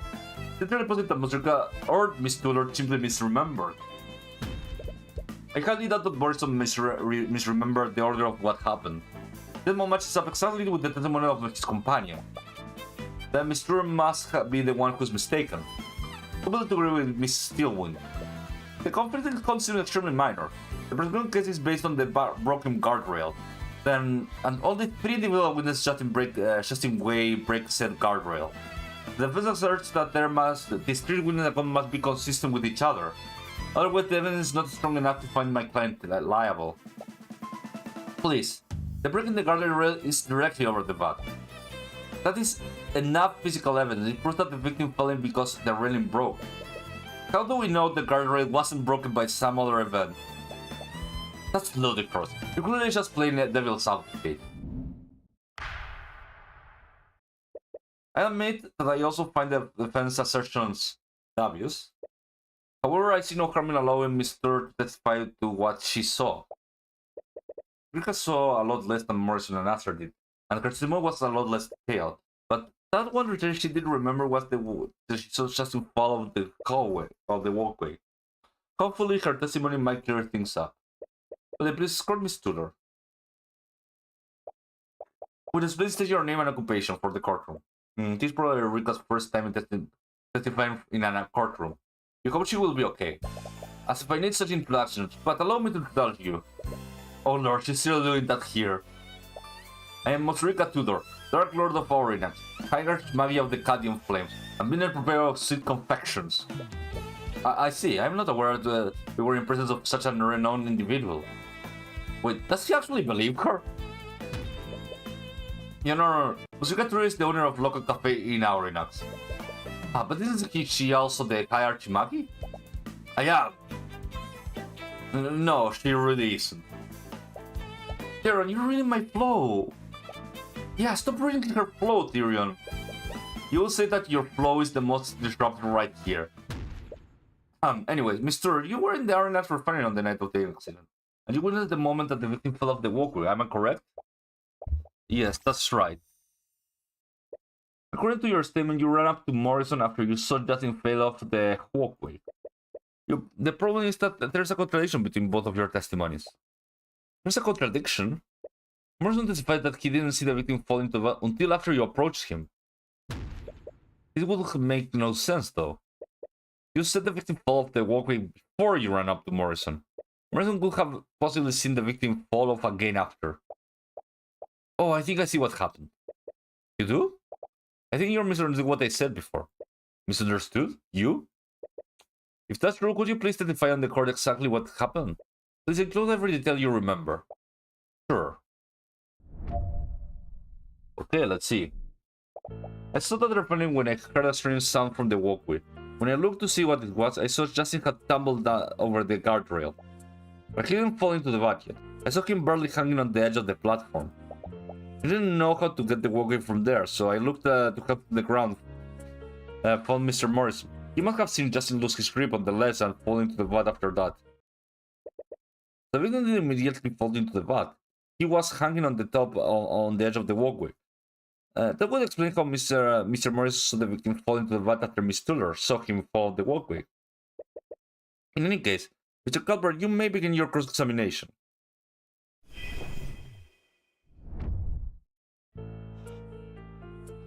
Okay. What kind of sound did you hear? I'm not quite sure. If I had to guess, I'd say something like the sound of metal hitting metal. The walkway is made of metal. Regardless, the sound of she heard was something metallic colliding with the walkway. Did something shake the walkway and make Justin lose his balance? When I looked to see what it was, I saw that Justin had tumbled over the walkway guardrail.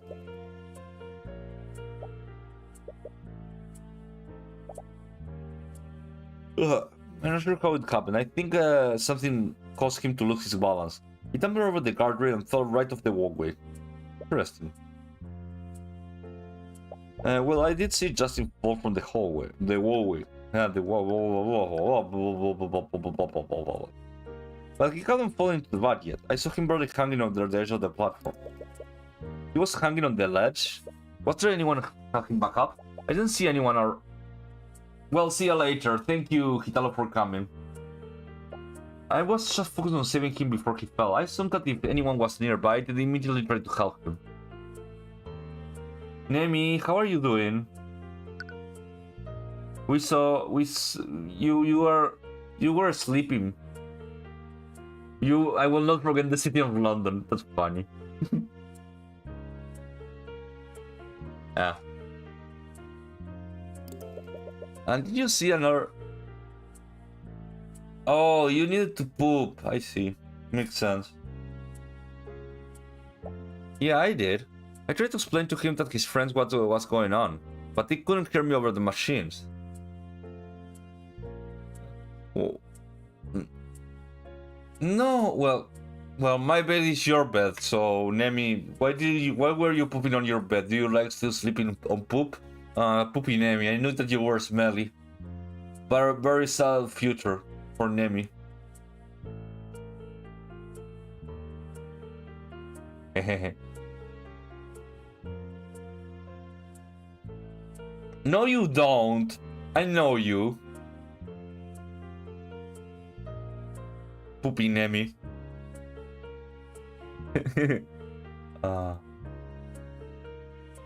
Poopy Nemi. They couldn't hear me over the machines. I am Poopy Nemi? I am Poopy Nemi? No, I don't believe you. That does match with the testimony that the Aster gave you.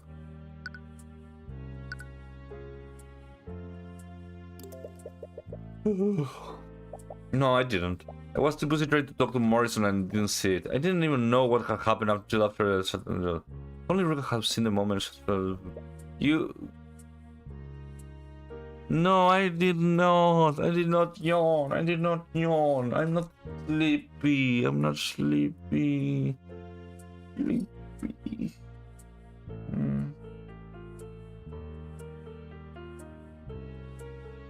No. No. Oh, the man. Hey, how are you doing? Why are you here?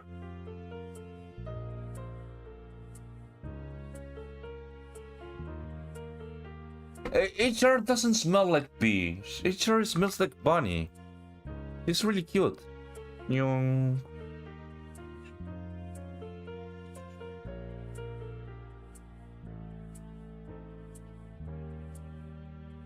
I put this here. I love HR.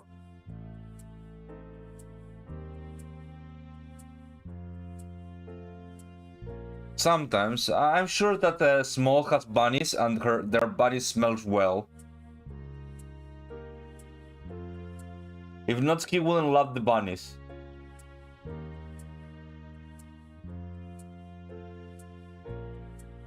Ooh. Anyway, you have been able to compare the statement with one that you got from Morrison and Esther. You will need to focus on the other parts of the testimony.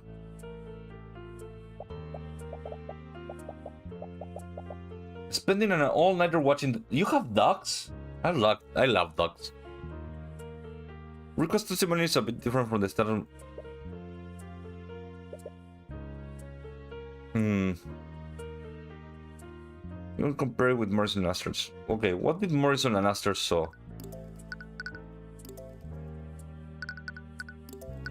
Yeah. On the night of the incident, Morrison got to the forensic operation...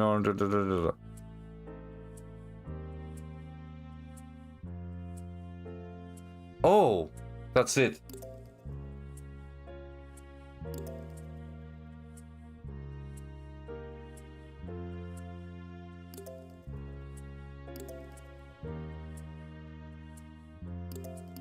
Oh fuck, I missed it. No. Oh, what are you fighting? Like coyotes?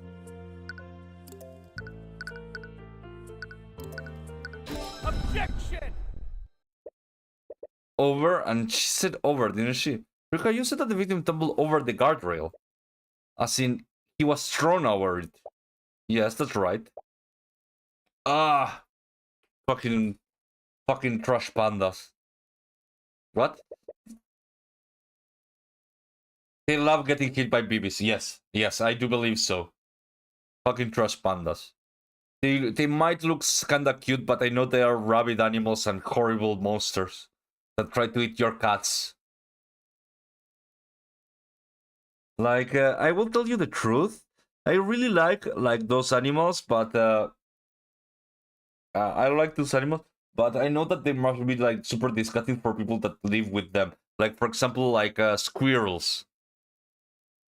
They may look kinda cute, but then they might be like very ugly. Like, I saw a squirrel, and then I saw a rock squirrel from like close when I was like in the Grand Canyon. There you go. I was in the Grand Canyon, and I saw one, and he was he was cute from like very far. When I got near, it was like it did like a, and it was kind of ugly, and then it ran away.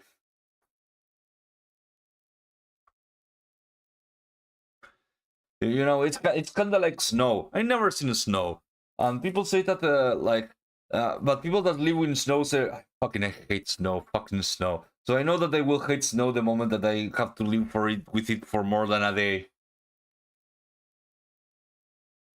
Or at least that's how I feel. Wait, did you see the moment that the guardrail broke? No, I didn't. I already told you that, didn't I? But you did see the moment that Justin fell off the walkway. And in that moment, did you see Justin break the guardrail? No, like I told you, I didn't see the moment that the guardrail broke. But that's the thing, Rika. According to Morrison and Justin Wayne broke the guardrail as he fell into the vat. More specifically, he said that Justin Wayne was standing on the walkway when this happened. What? According to the prosecution, Justin Wayne leaned on a faulty guardrail and broke it, falling into the vat. But I don't know what you saw, was it, Rika? No, I saw him tumble over the guardrail. Cute. She's a cute girl. I'm afraid I don't see the importance of this, Mr. Cutberth. Are you accusing the witness of perjury? There's definitely something going on here, but what?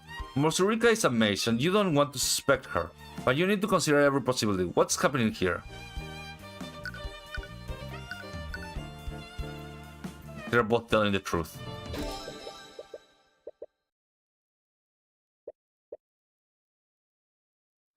Is like the only way that this makes sense is that they're both telling the truth, which is like weird.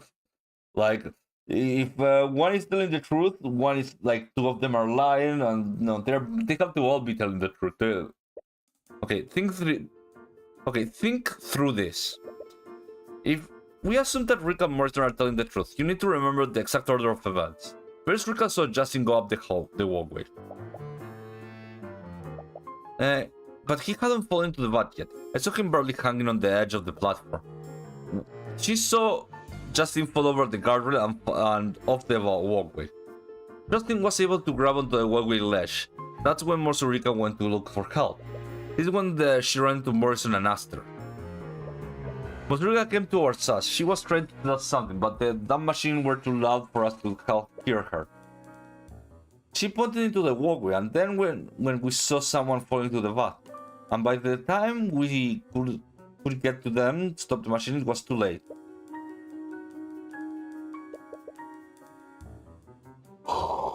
You just see the expression of his face? He might be unconscious. I'm afraid I couldn't see anything on his face.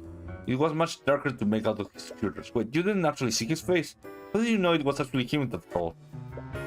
Well, who else could it have been? The Morrison I couldn't see Justin's face. That one detail is the testimony never sat right with you. But you dismiss the suspicion. They found the Justin body in the Justin. I keep calling him the Justin. They found Justin body in the vat after all. You know for a fact that he fell in the vat. But you never consider other possibility. Another person? Is that really possible? But if it's the only thing that makes sense. It would also explain how Rika, Morrison, and Aster also saw someone falling off the walkway at different times. But then who's the second person? I don't have a choice. Maybe if I don't know all the facts, there's only one conclusion you can draw. I think you're quite enough time to deliberate, Mr. Cutberth. Are you accusing a witness or not? I'm not accusing the witness of perjury, Your Honor. Both Mr. Tudor and Mr. Morrison testimony appear to contradict each other. But they are both telling the truth. Then please enlighten us, Mr. Cutberth. How could you both of their testimony possibly be true? Well, I think there's only one possible explanation. Both Tudor and Mr. Morrison saw someone fall into the walkway. But the person that Mr. Tudor saw and the person that Mr. Morrison saw were two different people. Well, I like, she's totally not amused. Are you serious, Mr. Cutberth? Do you honestly think some random person fell into the vat moments after Justin Way fell in? It's the only conclusion that makes sense, Miss Stillwind. Mr. Tudor knew the victim recognized him. That's how she was able to confirm that it was him who fell in the vat. But when Mr. Morrison and his companion did not know the victim personally, they could barely make out his features. The only person assumed that it was him after learning that he fell in. Please. It's far more likely that Miss Tudor is simply mistaken what she saw. What? No, I'm sure I saw Justin tumble over the guardrail. Let's not forget Miss Tudor's allegiances. As a beneficiary of the detergent trading company, she has every reason to confound this case in the defendant's favor. That's not...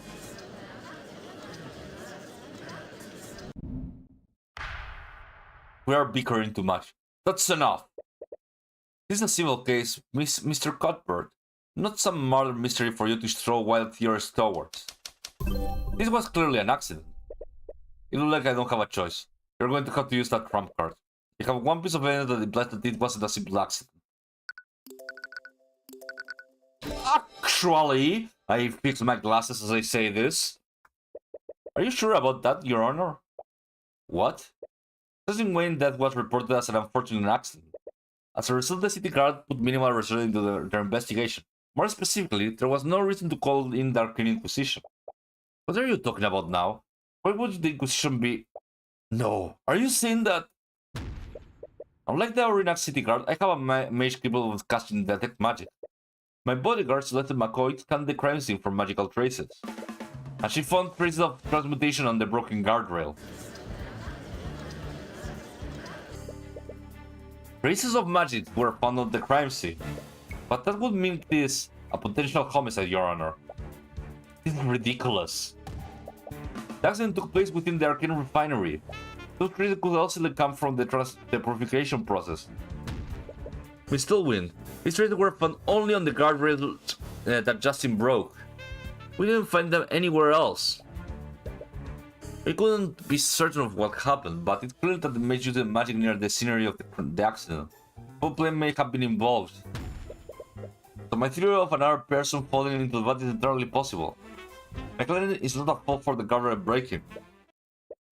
Considering the shocking revelation, there is still much we need to know about Justin Wade's death.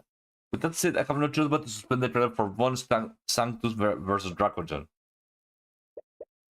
Like your other case, the court won't pass a verdict unless the culprit is found. The court will give the Arcane Inquisition time to investigate the scene and this support magical traces. We will resume the trial in 2 days' time. Court adjourned.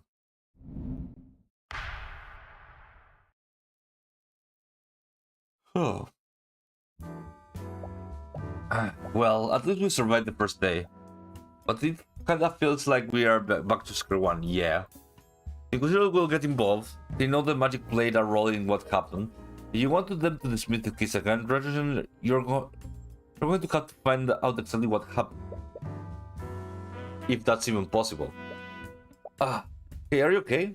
You feel your hair coming on. Yeah, I think I'm just tired. Well, this day has been exhausting. It's pretty late. Should we just head back to the inn and continue investigating tomorrow? No, I want to take another look at the refinery before Inquisition gets there.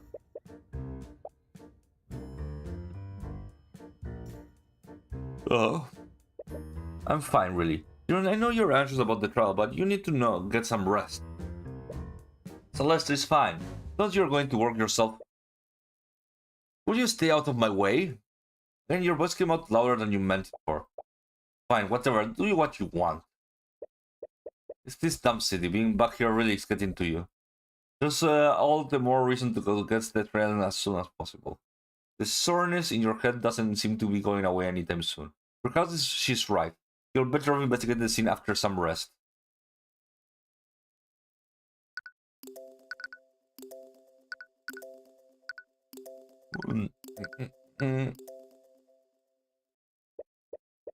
Naruhodo. You're my Naruhodo, Nemi. I had a whole part of the stream where I was searching who the Lord Mayor of the City of London was.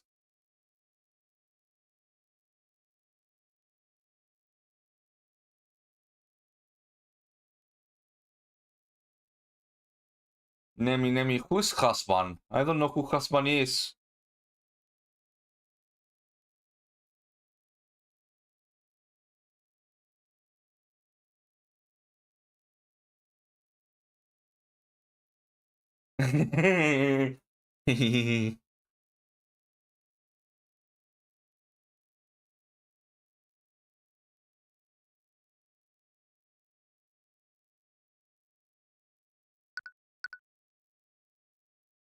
It's literally me? Okay.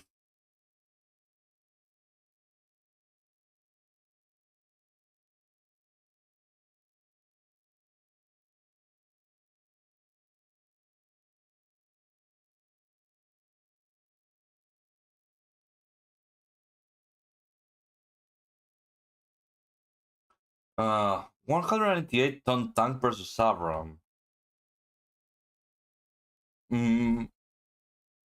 Yeah, you're calling. You're saying, if I'm correct, that's like the Panzer, right? I'm not that sure. It's a German tank, right?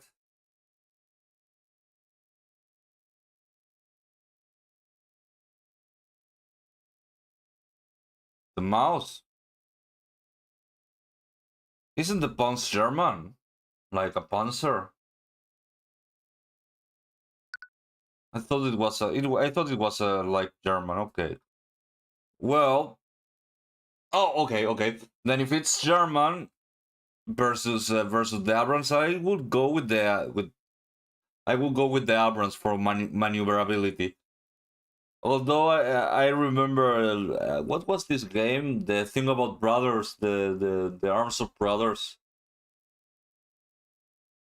I forgot the name. The strategy game where you could summon like tanks, like the Panzer, the King Tiger, I believe it was called.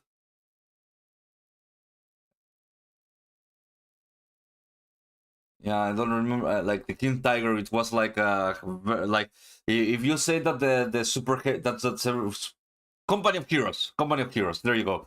Uh, uh, you say that the mouse is a super heavy tank, then the Tiger 2 is a super heavy tank, if I remember correctly.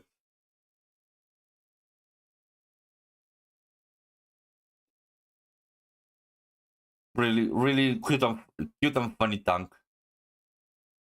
Yeah, right. It's a super cute and funny tank. The King Tiger. And really, huh? Then why it's called the why is the King Tiger like the bigger tank in the Company of Heroes? I don't get it. Why is the King Tiger like so big? If it was the super heavy tank, it's only because it has a cool name. Like I don't get that one. Uh,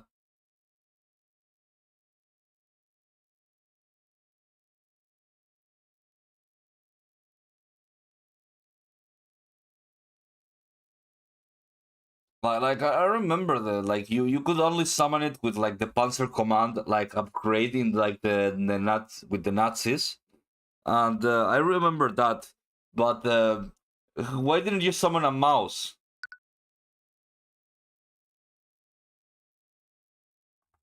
if it was so big?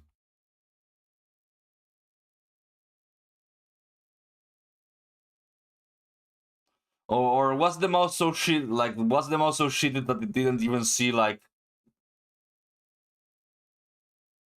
was the mouse so shitty that it did never seen war? One of those kind of weapons that what happened. I don't know. Like I will be like 100%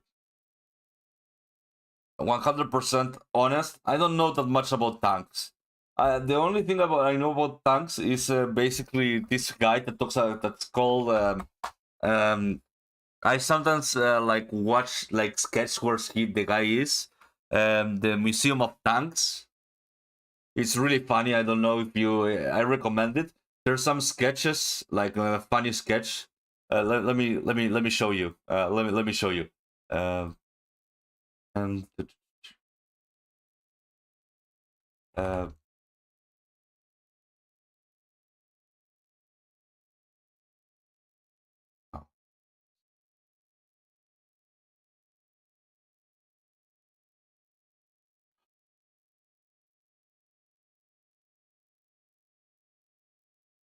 I like let me see. Let me see.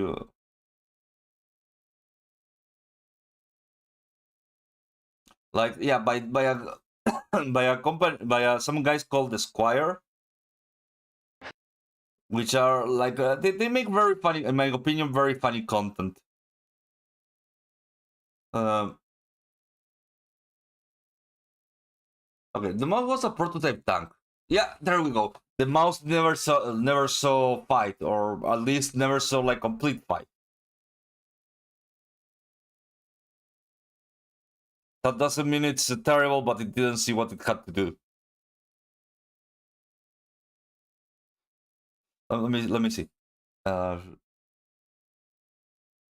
I, I'm not going to do like a 17 hour of watching this, so I will just put a bit of it before it starts. Sorry. This is something I myself find funny.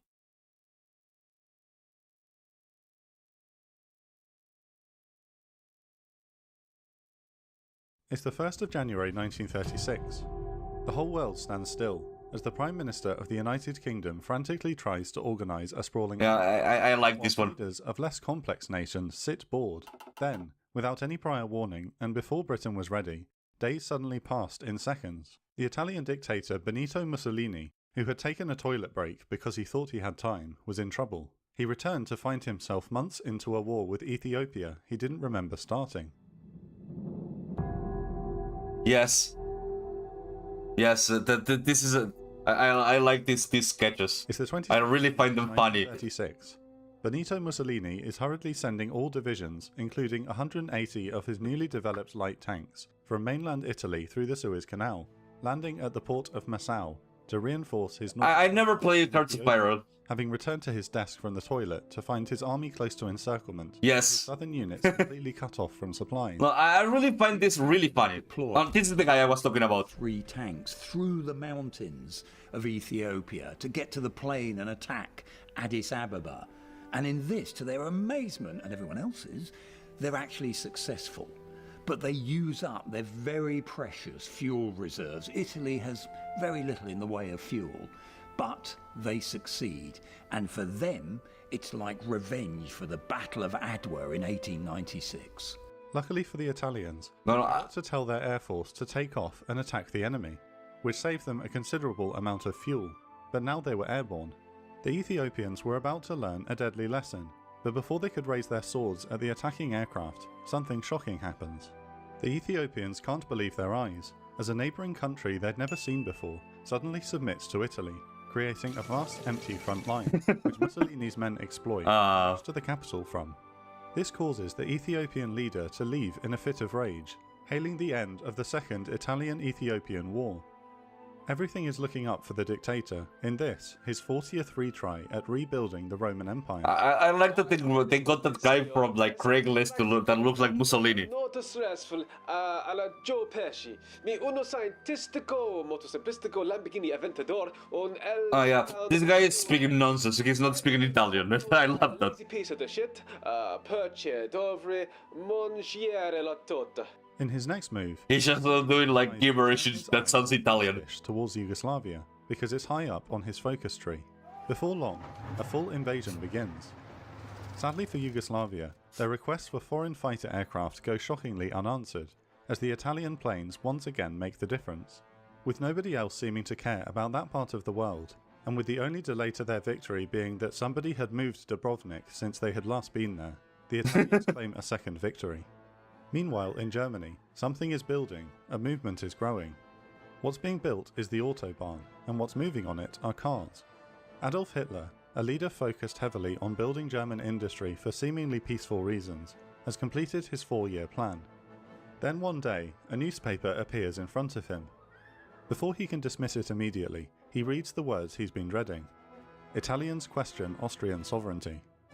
Before he can draft a speech about living space, Mussolini strikes again and annexes Austria in what would become known as Anschlussy. Realising that Germany's biggest achievement so far was the Berlin Olympics, which most people skipped anyway, Hitler needed to do something. He rushes to remilitarise the Rhineland. However, the Allies aren't playing ball. Hitler foolishly expects them to appease his modest request, but instead they start a second war without hesitation. British Prime Minister Neville Chamberlain gives a speech on the 30th of September 1938, saying, I just returned home from a meeting with the German Chancellor, Herr Hitler, where I informed him that the United Kingdom would be declaring war on Germany immediately. I hold here, in my hand, the napkin which bears my name and our formal declaration of war upon it. I would like to read you from it. Okay. I've got 800 hours in this game. You scrub. Prepare to get a right good pasting. I have 800 hours in this game. For our time. Shocked by this, opts to immediately launch a surprise attack at the French flank through the Belgian Ardennes forest. But once again, the Allies don't play their part properly. Famously, the German attack of 1938 through the Ardennes was an utter disaster. The Allies, goodness knows how, had managed to position their forces in defensive lines and knew... I know, I never played this game, but I liked all this. The German panzer divisions have difficulty passing through the dense forest. struggling to make out each other's semaphore flags between the thick deciduous foliage. When they finally arrive at the front line, they're met with a well-organised and deeply entrenched Anglo-French army, and a battle that would become known famously as the French Resistance would begin. Historians to this day question how impactful the resistance was on the outcome of the war, but what's certain was the French High Command, led by the dynamic General Gamelin, ran rings around his German counterparts with superior communications and logistics.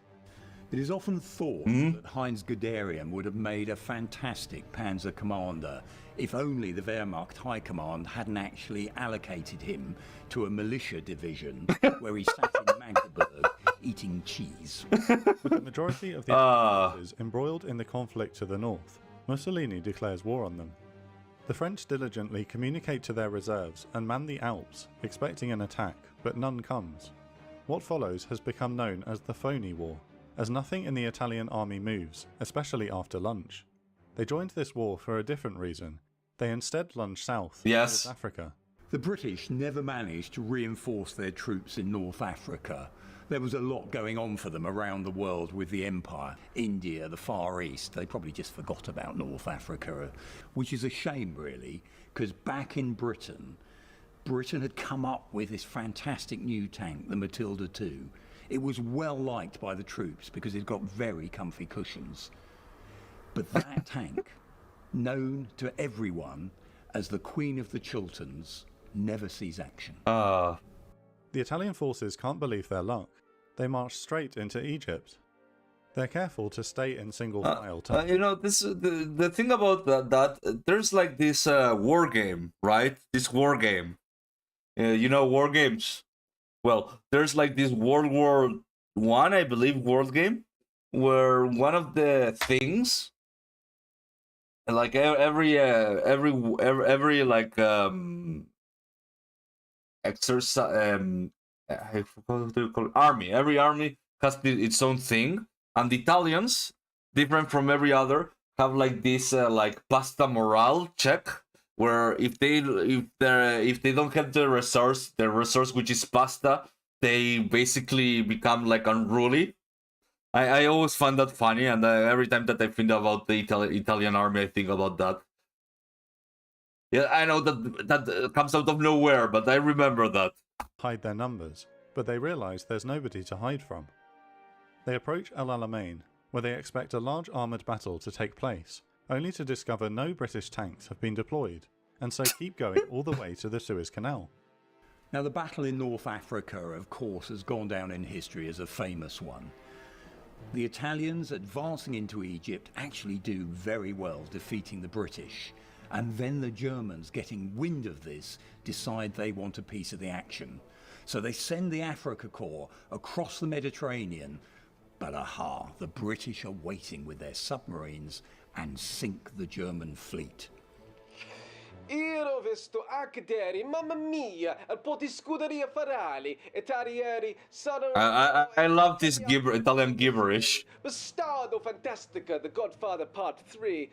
Fiat Punto, San Pellegrino, Bellissima, Nucleo Risoccio. Unlike the Hindenburg, Germany's Africa Corps was destroyed. Vital troops that were defending the German frontiers had been lost, which allowed the Anglo-French to make lightning-quick advances into the fatherland. Things go from bad to worse for Germany, as while attempting to flee, Adolf Hitler is hanged in the streets by partisans. It's at this moment, as the Allies are committed deep into a crumbling Germany, that Italy launches its attack. At 9 AM on the 9th of May 1940, the codeword Duce was transmitted to all Italian armoured divisions, mobilising them in a classic reverse Hannibal over the Alps. The French had deemed the terrain impassable to tanks, and so had not prepared for such a fast and mobile advance. Before they knew it, Italian tanks were breaking down all the way up the Champs-Élysées, and for the first time, Parisian trains were running perfectly on schedule. With the French out of the war, the BEF are stranded in Germany. They do the only thing they can and attempt the largest evacuation of all time at Danzig. Well, it was a total mess, and I don't mind telling you that. See, we got to the port there, hoping to see a big old mega flotilla of British ships patrolling. Okay. I have nothing to say, really. There was nothing.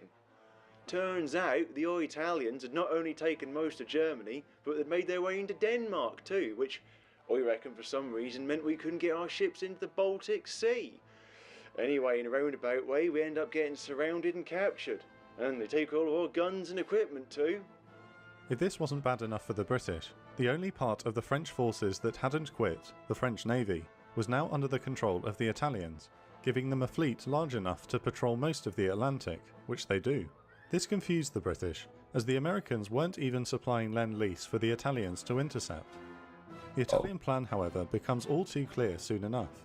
It's an invasion, leaving from a randomly picked port in Italy, and sent halfway around the world as to avoid the Royal Navy. Landing in the strategically vital city of Liverpool, the Italians storm the beaches, only to take one look at the place and decide they don't actually want it. But it's too late, and before they know it, they're on land. The Italians once again send up their air power, but this time they're in for a shock when they come up against the Royal. I think this is good enough for now. I kinda like these sketches. Let's continue with the game, okay? Okay. Another nightmare overtakes your sleep. You clutch the note tightly into your hand as you read it. I'm sorry, Tyrion. There were so many things I wanted to tell you, so many things that I wanted to show you. But I'm afraid that I can't do that now. I need you to be strong now. This world is bleak, merciless, and unforgiving. But seeing you, I know how bright the light within you is. Use my eyes, peer beyond the divine gate as I once did. Use it to reclaim the future. Her eyes? I don't understand. It doesn't matter, all you have to do is stop the execution. You can just distract the knights long enough, you can save her and run away. You have to abandon your home, but at least she will still be with you. They start to press towards the gallows, a knight grabs you by the arm and pulls you back. Hey kid, you can't cross this point. Hey, stop that! You freely try to break the grip by striking with your bare hands, but you barely feel anything through the armor. You can continue delivering blows after blow to him, but it does nothing. Your knuckle starts to bleed. Irritated by your behavior, the knight pins you to the ground. Damn kid. You desperately struggle against with no avail. And from the position, you have no choice but to watch what's happening. What? Stop! You make eye contact with your mother one last time. Her body goes limp and you start blankly into a hanging body. No, it isn't. Mom? You clutch her note tightly into your hand. You feel a comforting yet fleeting warmth from it. Celeste, I snapped back awake. It was another nightmare. You notice that tears are streaming down your face. You could be trying to bring up your sleeve to wipe them away, but you realize Celeste is firmly gripping your hand.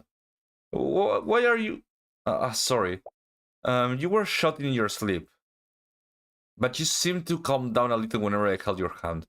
So I've been doing that. Oh. Tyrion, are you okay? You're not.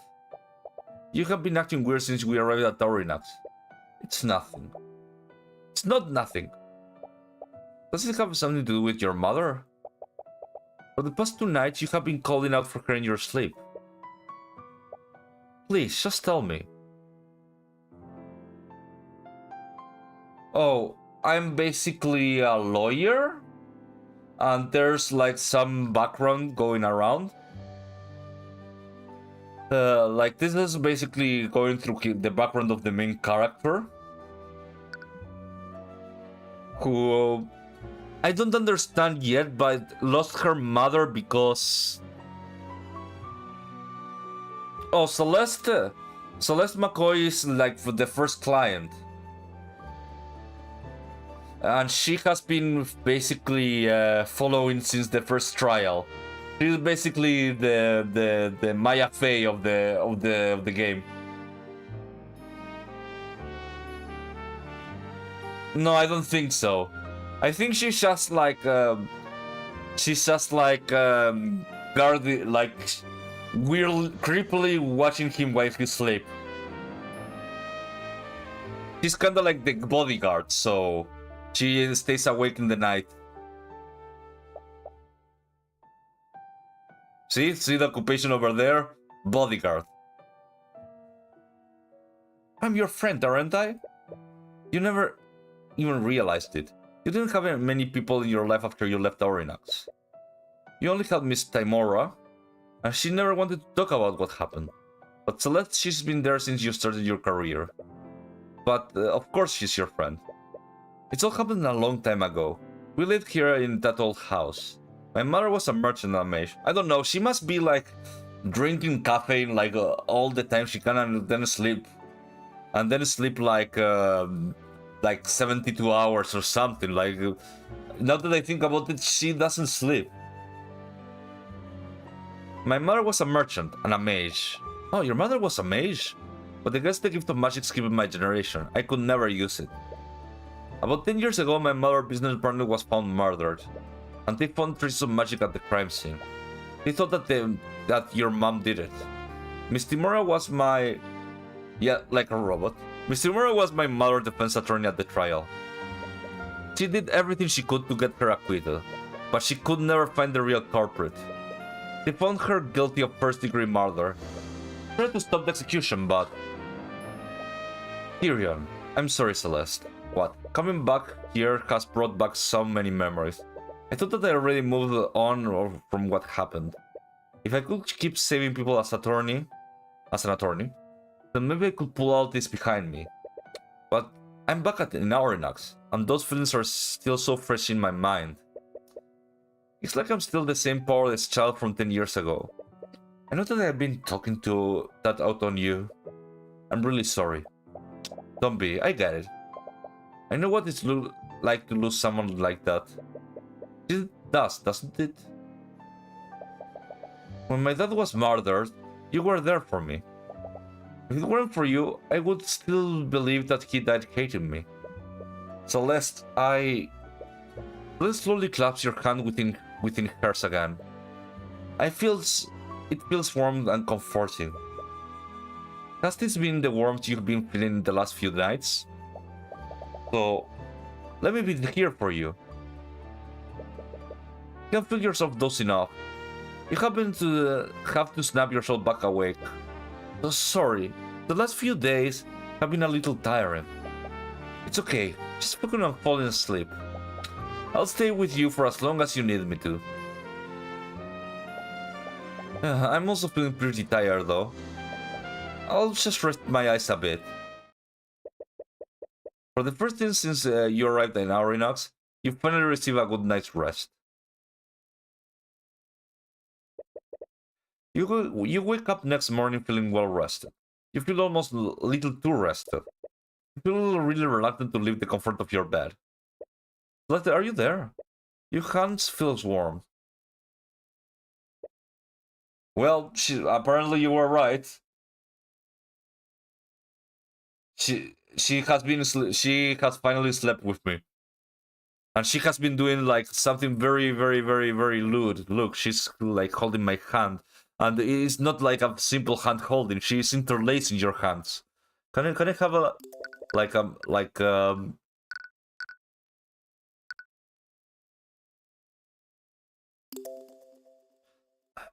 keyboard imports? Can I? No. I need to know how to like remove like the text box. The text box.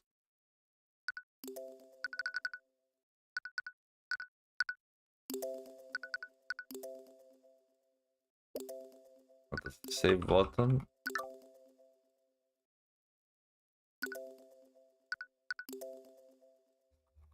I guess I can't. That's very sad. What do you want? Her eyes slowly open up and she wakes up from her equally restful sleep. She grossly scans her surrounding. Oh look! She's anime embarrassed. You both started out of the bed. So you seem to be doing better. You're okay, right? Yeah. Thank you for last night. Poor phrasing.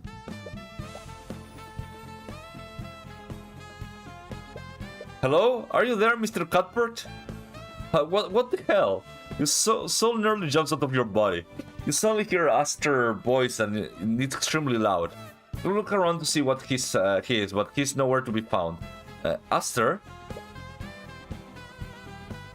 Thanks, Descarlo. I finally gotten through to you two.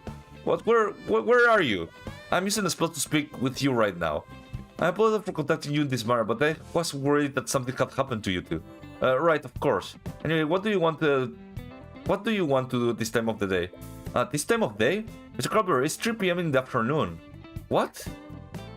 You missed the entire morning. I hope everything is alright. Did something happen? No, everything is alright. Anyway, it's really this late. We should head up to the refinery. Yes, the investigation. Let's do that immediately. Let's immediately Paris walks out of the room. He quickly follows after her. If you're heading to the refinery, do you mind if I meet you two with you two? There's something I'd like to ask you. Sure. Wonder if I'll see you two at the town square. You quickly meet Aster in the town square while you walk to the refinery. You and Celeste walk into your destination with purpose, a little too much purpose. Almost as if you are both trying to distract yourself from something. Every time you make eye contact with Celeste, she quickly glances away. Things are a little awkward, but you much prefer this over the tense mood between you two yesterday. Anyway, Aster, what was that spell you used earlier? It lets you speak with us without being there? Oh, that was a conjuration spell. It's called Sun Measure. I feel a little bit uneasy that you can just contact us out of the blue like that. More importantly, you are a little too worried about what he might have seen. Don't worry, the spell is perfectly harmless. I can give you the parameters if you like. The original spell, the caster projects this voice to communicate with the target. Anyone within 30 feet of the target can hear the caster's voice. The caster can also hear sounds close to the target, allowing for a two-way communication. The target must be a person known to the caster. The person must be also conscious, otherwise the spell will fail. Alternatively, the target can also object to be attuned with the caster machine. Okay. It looks like it only facilitates the communication. He apparently didn't see the embarrassing state that you two were in. By the way, I'm not trying to be rude, but... where are you following us? Oh, yes. I was still trying to think of a proper method to ask you.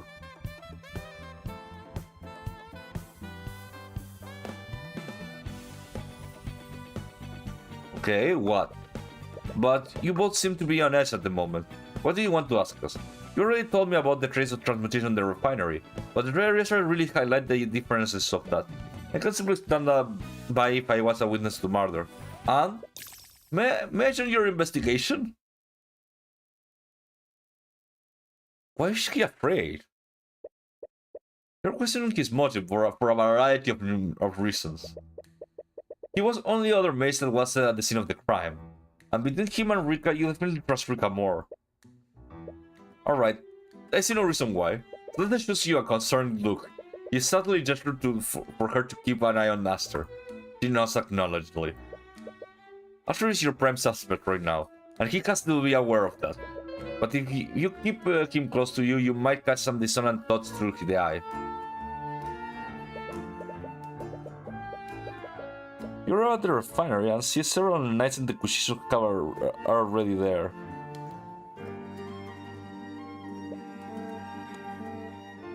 You glance at the masked walkway and see Commander White there with a few knights. He did notice you, but he only plays you a passing glance. Mr. Cutberth, I've been waiting for you. For quite a while, may I? Right, sorry about that.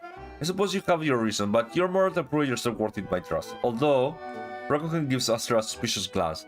He appears to have come to the same conclusion as you did. Well, you give me a little reason to doubt your judgment. Huh?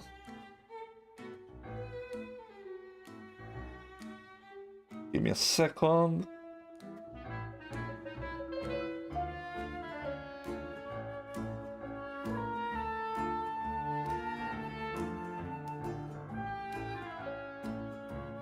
That's better. Okay, let's go. I will leave the investigation to your capable hands. Speaking of the investigation, where should we start first? Not where we got in the Inquisition involved, we might be able to learn more about the magic traces on the scenes.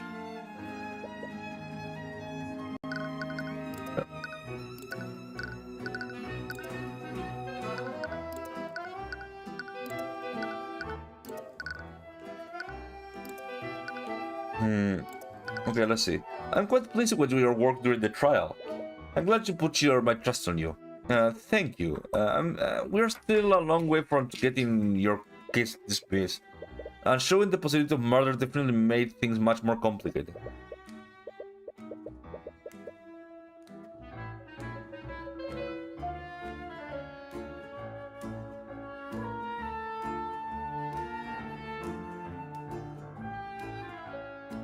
Okay. Honestly, I'm still trying to make sense of what happened. Do you have any idea who said the second victim might be? I have no idea. But all of my other employees are accounted for. I doubt that there was anyone who worked for me.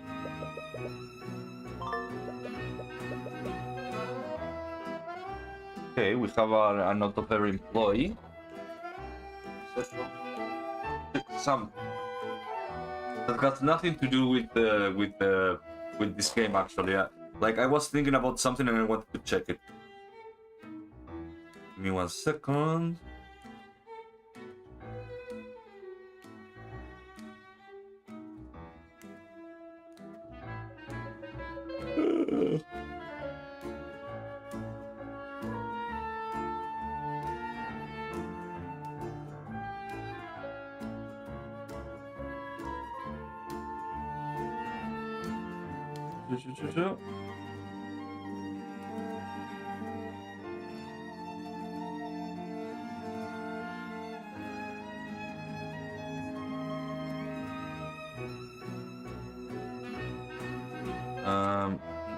Mm,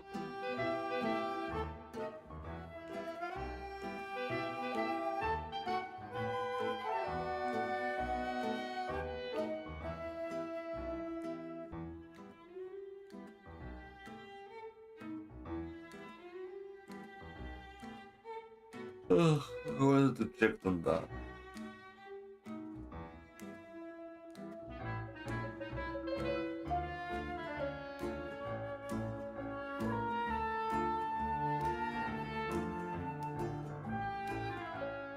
Ah, there we go. I wanted to check that.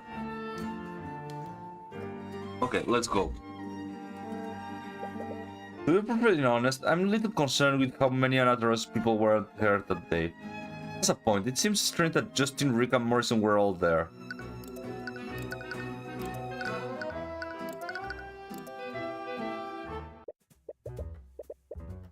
It's you? And who's this? Wait, what the hell? Commander, please don't. What the hell are you two doing with the Crown Prince? What? Ah, it appears that my cover has been blown, as they say. Did you just say the Crown Prince? Ah, yes. My full name is Aster Weavengrave IV, the heir to the throne of Weavengrave. That's an occupation. The third time you have been speaking with the heir of the throne. I was hoping that it wouldn't come to this. Oh, sorry, your Majesty, please, none of that. I would much prefer if you could all continue to call me Aster. No, I could never. You'll never see the commander this flustered before. Why are you finding the need to hide this from us? I didn't want you to think less of me. I admire your work, Mr. Cutberth, which is why I'm afraid you couldn't speak to me if you knew the truth. In a way, he was correct to assume that.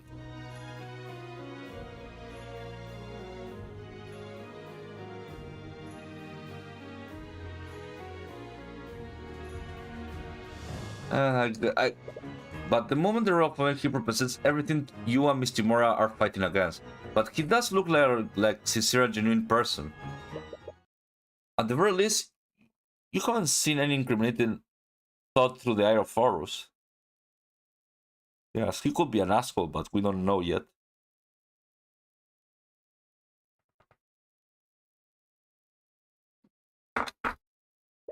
Anyway, it complicates things greatly. Actually, you're primarily started. So if he did commit the murder, you would have to implicate the member of the royal family. Another one man is one thing, but would it be possible to convict the crown prince? Well, no matter what, you won't stop seeking justice. It doesn't matter who you're facing, but be they man, king, or god. The princess said you come to talk to the commander about his investigation. Since Esther is accompanying you, he might be more inclined to share details with you. I'm surprised that the Inquisition is even here. I thought you were all busy investigating Esther's missing ship. Wait, you know about that? Commander glanced nervously at Esther. We wanted to put some of our people there, but Lady Stillwind insisted that we focus on the Dragon Cohen case, as you should. I would much rather have you find justice for Justin Wade. That's far more important than looking for some musty old ship. Right. Is this kid for real? Have you discovered anything about the magical traces? We did take a look at it and found definitely suspicious. The only real with magical traces are these things. The fact that we can still see them means that they were left within the last 48 hours. It looks pretty likely that someone used transmutation magic on the raids on the night. It still doesn't make sense though. Why would someone weaken this raid specifically? I have no idea, I'm just confused as you are. If this is really foul play, then someone knew that Justin or some other person would be the exact same place. I think we should find any evidence of proof of my theory. You mean about the second person falling in the vat? Sorry kid, but it ain't that simple. The body of that Justin fella sort of dissolved. That's quite gruesome. But another person had fallen in, their body will have dissolved too. But we could only find some bone fragment, blood, and other metallic shards. Have you been able to use divination magic to find the bone fragments? Yep, the ones that we found all belong to Justin Way. No signs of bone from another person. Therefore, there was evidence of another person falling in? Would your theory have been incorrect then? Are you sure that you and Morrison saw a person falling in the vat, Aster? I definitely saw someone fall from the walkway and break the guardrails. Although, thinking back on it, I didn't recognize who exactly was the person was. The Harbor Master said I was pretty far away, I wasn't very well lit. Do you think the second victim fully dissolved? The man is blaming why we can't find the bone matter from them.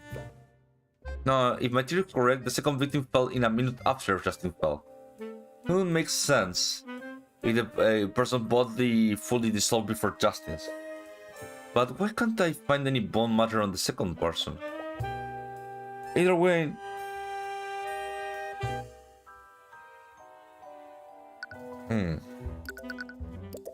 If the liquid is so volatile, how are we able to take a look at things out of the vat? Oh, the liquid isn't volatile at all anymore.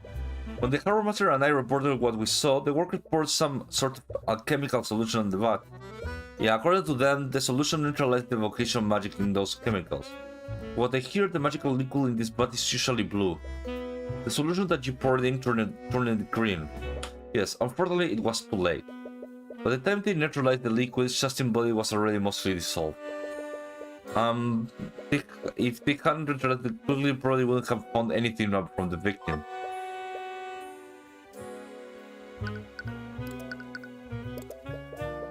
I can't believe I've been the Crown Princess the entire time. I wasn't trying to deceive you. I was just worried that you might treat me different if you knew the truth. Oh, right. Should I call Stillwind over here for you? She'll probably want to see you. I think it would be best if you didn't. Oh, I remember now. If you are the Crown Prince that makes Persecutor Stillwind your fiancé. Right, Lady Frega mentioned that during the Stillgrave case. That's why the name Masterson is so familiar. So I think her thoughts. That Miriam.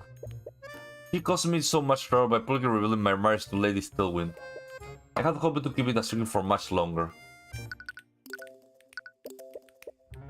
Why is Persecutor Stillwind anyways? She's always investigating this crime since herself. What? She says she wanted to investigate the disappearing ship personally. They seem really hell-bent on finding the person responsible. They did attempt to kidnap the Crown Prince after all. Oh, she must really care about you, Aster. No, I highly doubt that. What? Our marriage was arranged by our parents. I have no say in the matter, and I know she only tolerates me for a good old kingdom. I'm sure she still cares about you. But I can tell you by the way she behaves around me. Her hands quiver with rage, and she can't even bear to look at me when I speak to her. Damn, I can't believe she even treats her own crime like that. She may be my fiancée, but her marriage is purely political. She endures so much because of her name. As you are still have your own share of problems.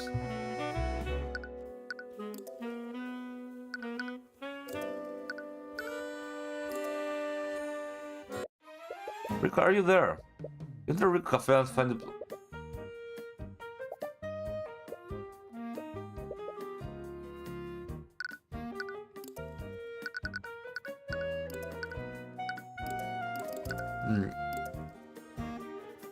Okay, nothing here.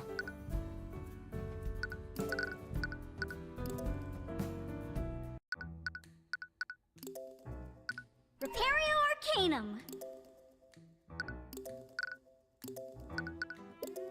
Okay, we spoke with the Inquisition about what they found in the vat. They could only find bone matter belonging to Justin. Well, that ceramethalic shards. What? That can't be right. I know, I was hoping to find some hard evidence to prove my theory. I'll have to find another approach to prove it. No, that's not what I mean. There should be any solid matter in those bats.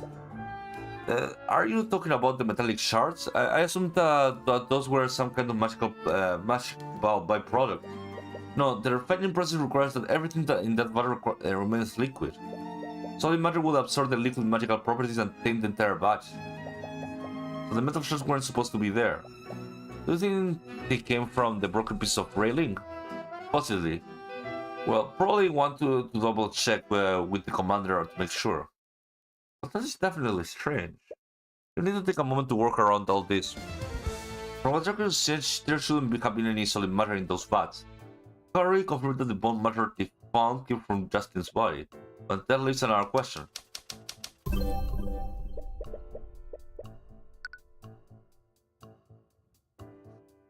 A metal object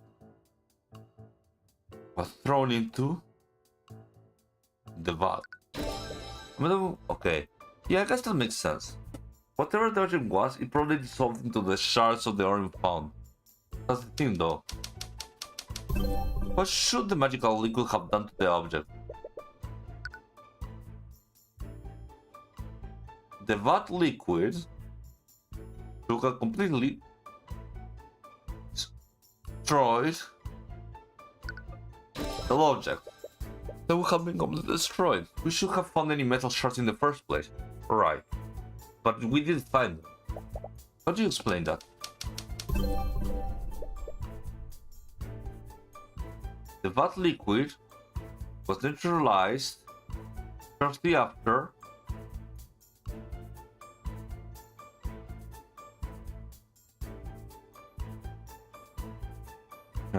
the accident was reported.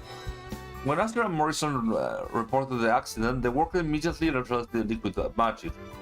They did this to attempt to save Justin, but it would have also stopped the liquid from destroying anything else within the vat.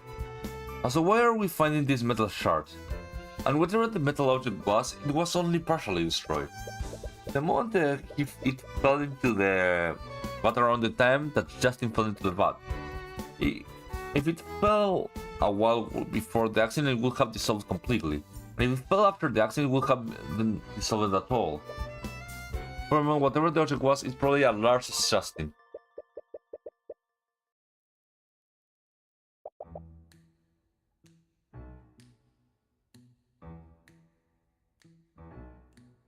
Yeah.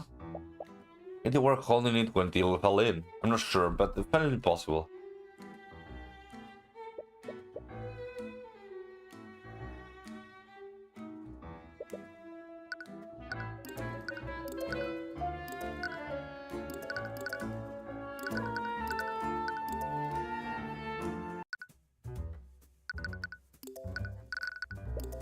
Wonder why you mentioned that you found several metallic shards. Do you find any to look at them?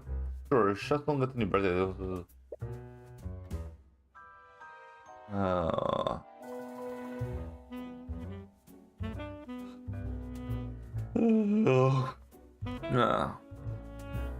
I'm tired. I stood in front of the car and I'm tired. Give me one moment. Yeah, maybe it is. I used to be able to play longer. In my day, I used to be able to do it, but right now I'm dead.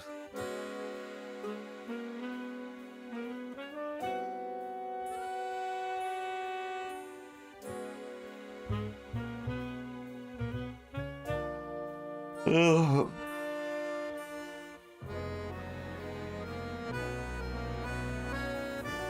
Mm.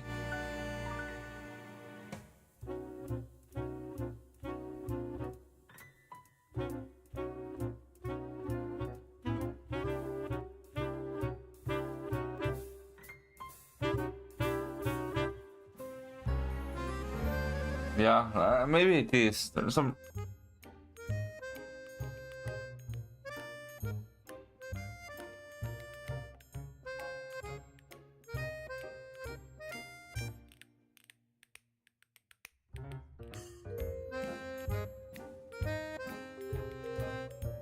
No, she's playing Kaki Cutter right now.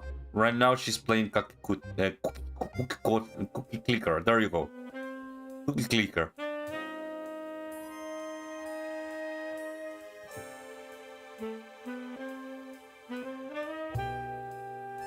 Yeah. Right, Nemi, you're playing that, you're listening right now, right? Right. She's not here. I'm gonna cry now.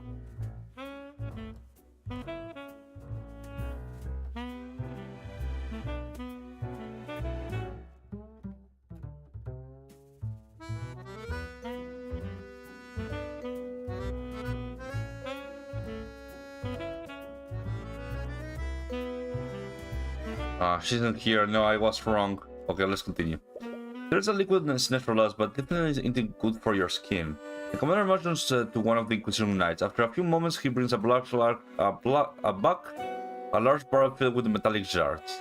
What? There's that many? They could have possibly fallen into the vat. Well, I guess we should get started. Huh? He spent that time closely inspecting the metallic shards with Celeste. They are only the size of small rocks. To find any discerning features. Any luck on your end? No, I haven't found. Celeste? I think I found something. I'm not exactly sure what it is though. Shards, this one looks a less damaged. The engraving on it looks like some sort of crest. That's the crest of House von Sanctus. Isn't he the noble that Church of Dracogen? But I don't know if Sanctus was the second victim. Normally only the Lord Retains will have the emblem of his house. Well, I doubt Justin was the one who had it in his possession. Do you think that one of Lord von Sanctus Retains fell into the vat that night? Definitely possible, but if that did happen, why haven't we heard about it?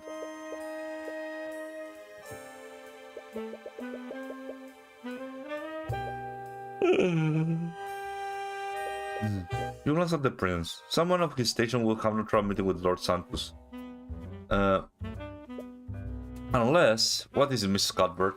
Azar, do you think you could help us interview with Lord von Sanctus? Really? You need my help?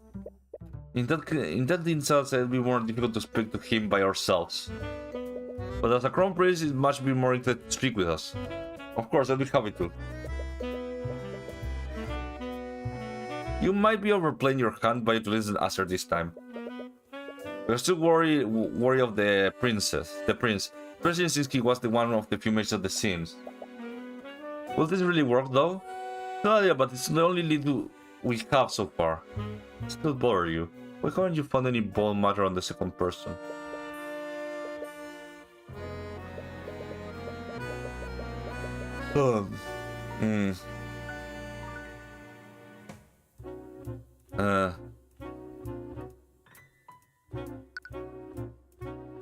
Yeah, I think it's time for me to go to sleep because I can't continue.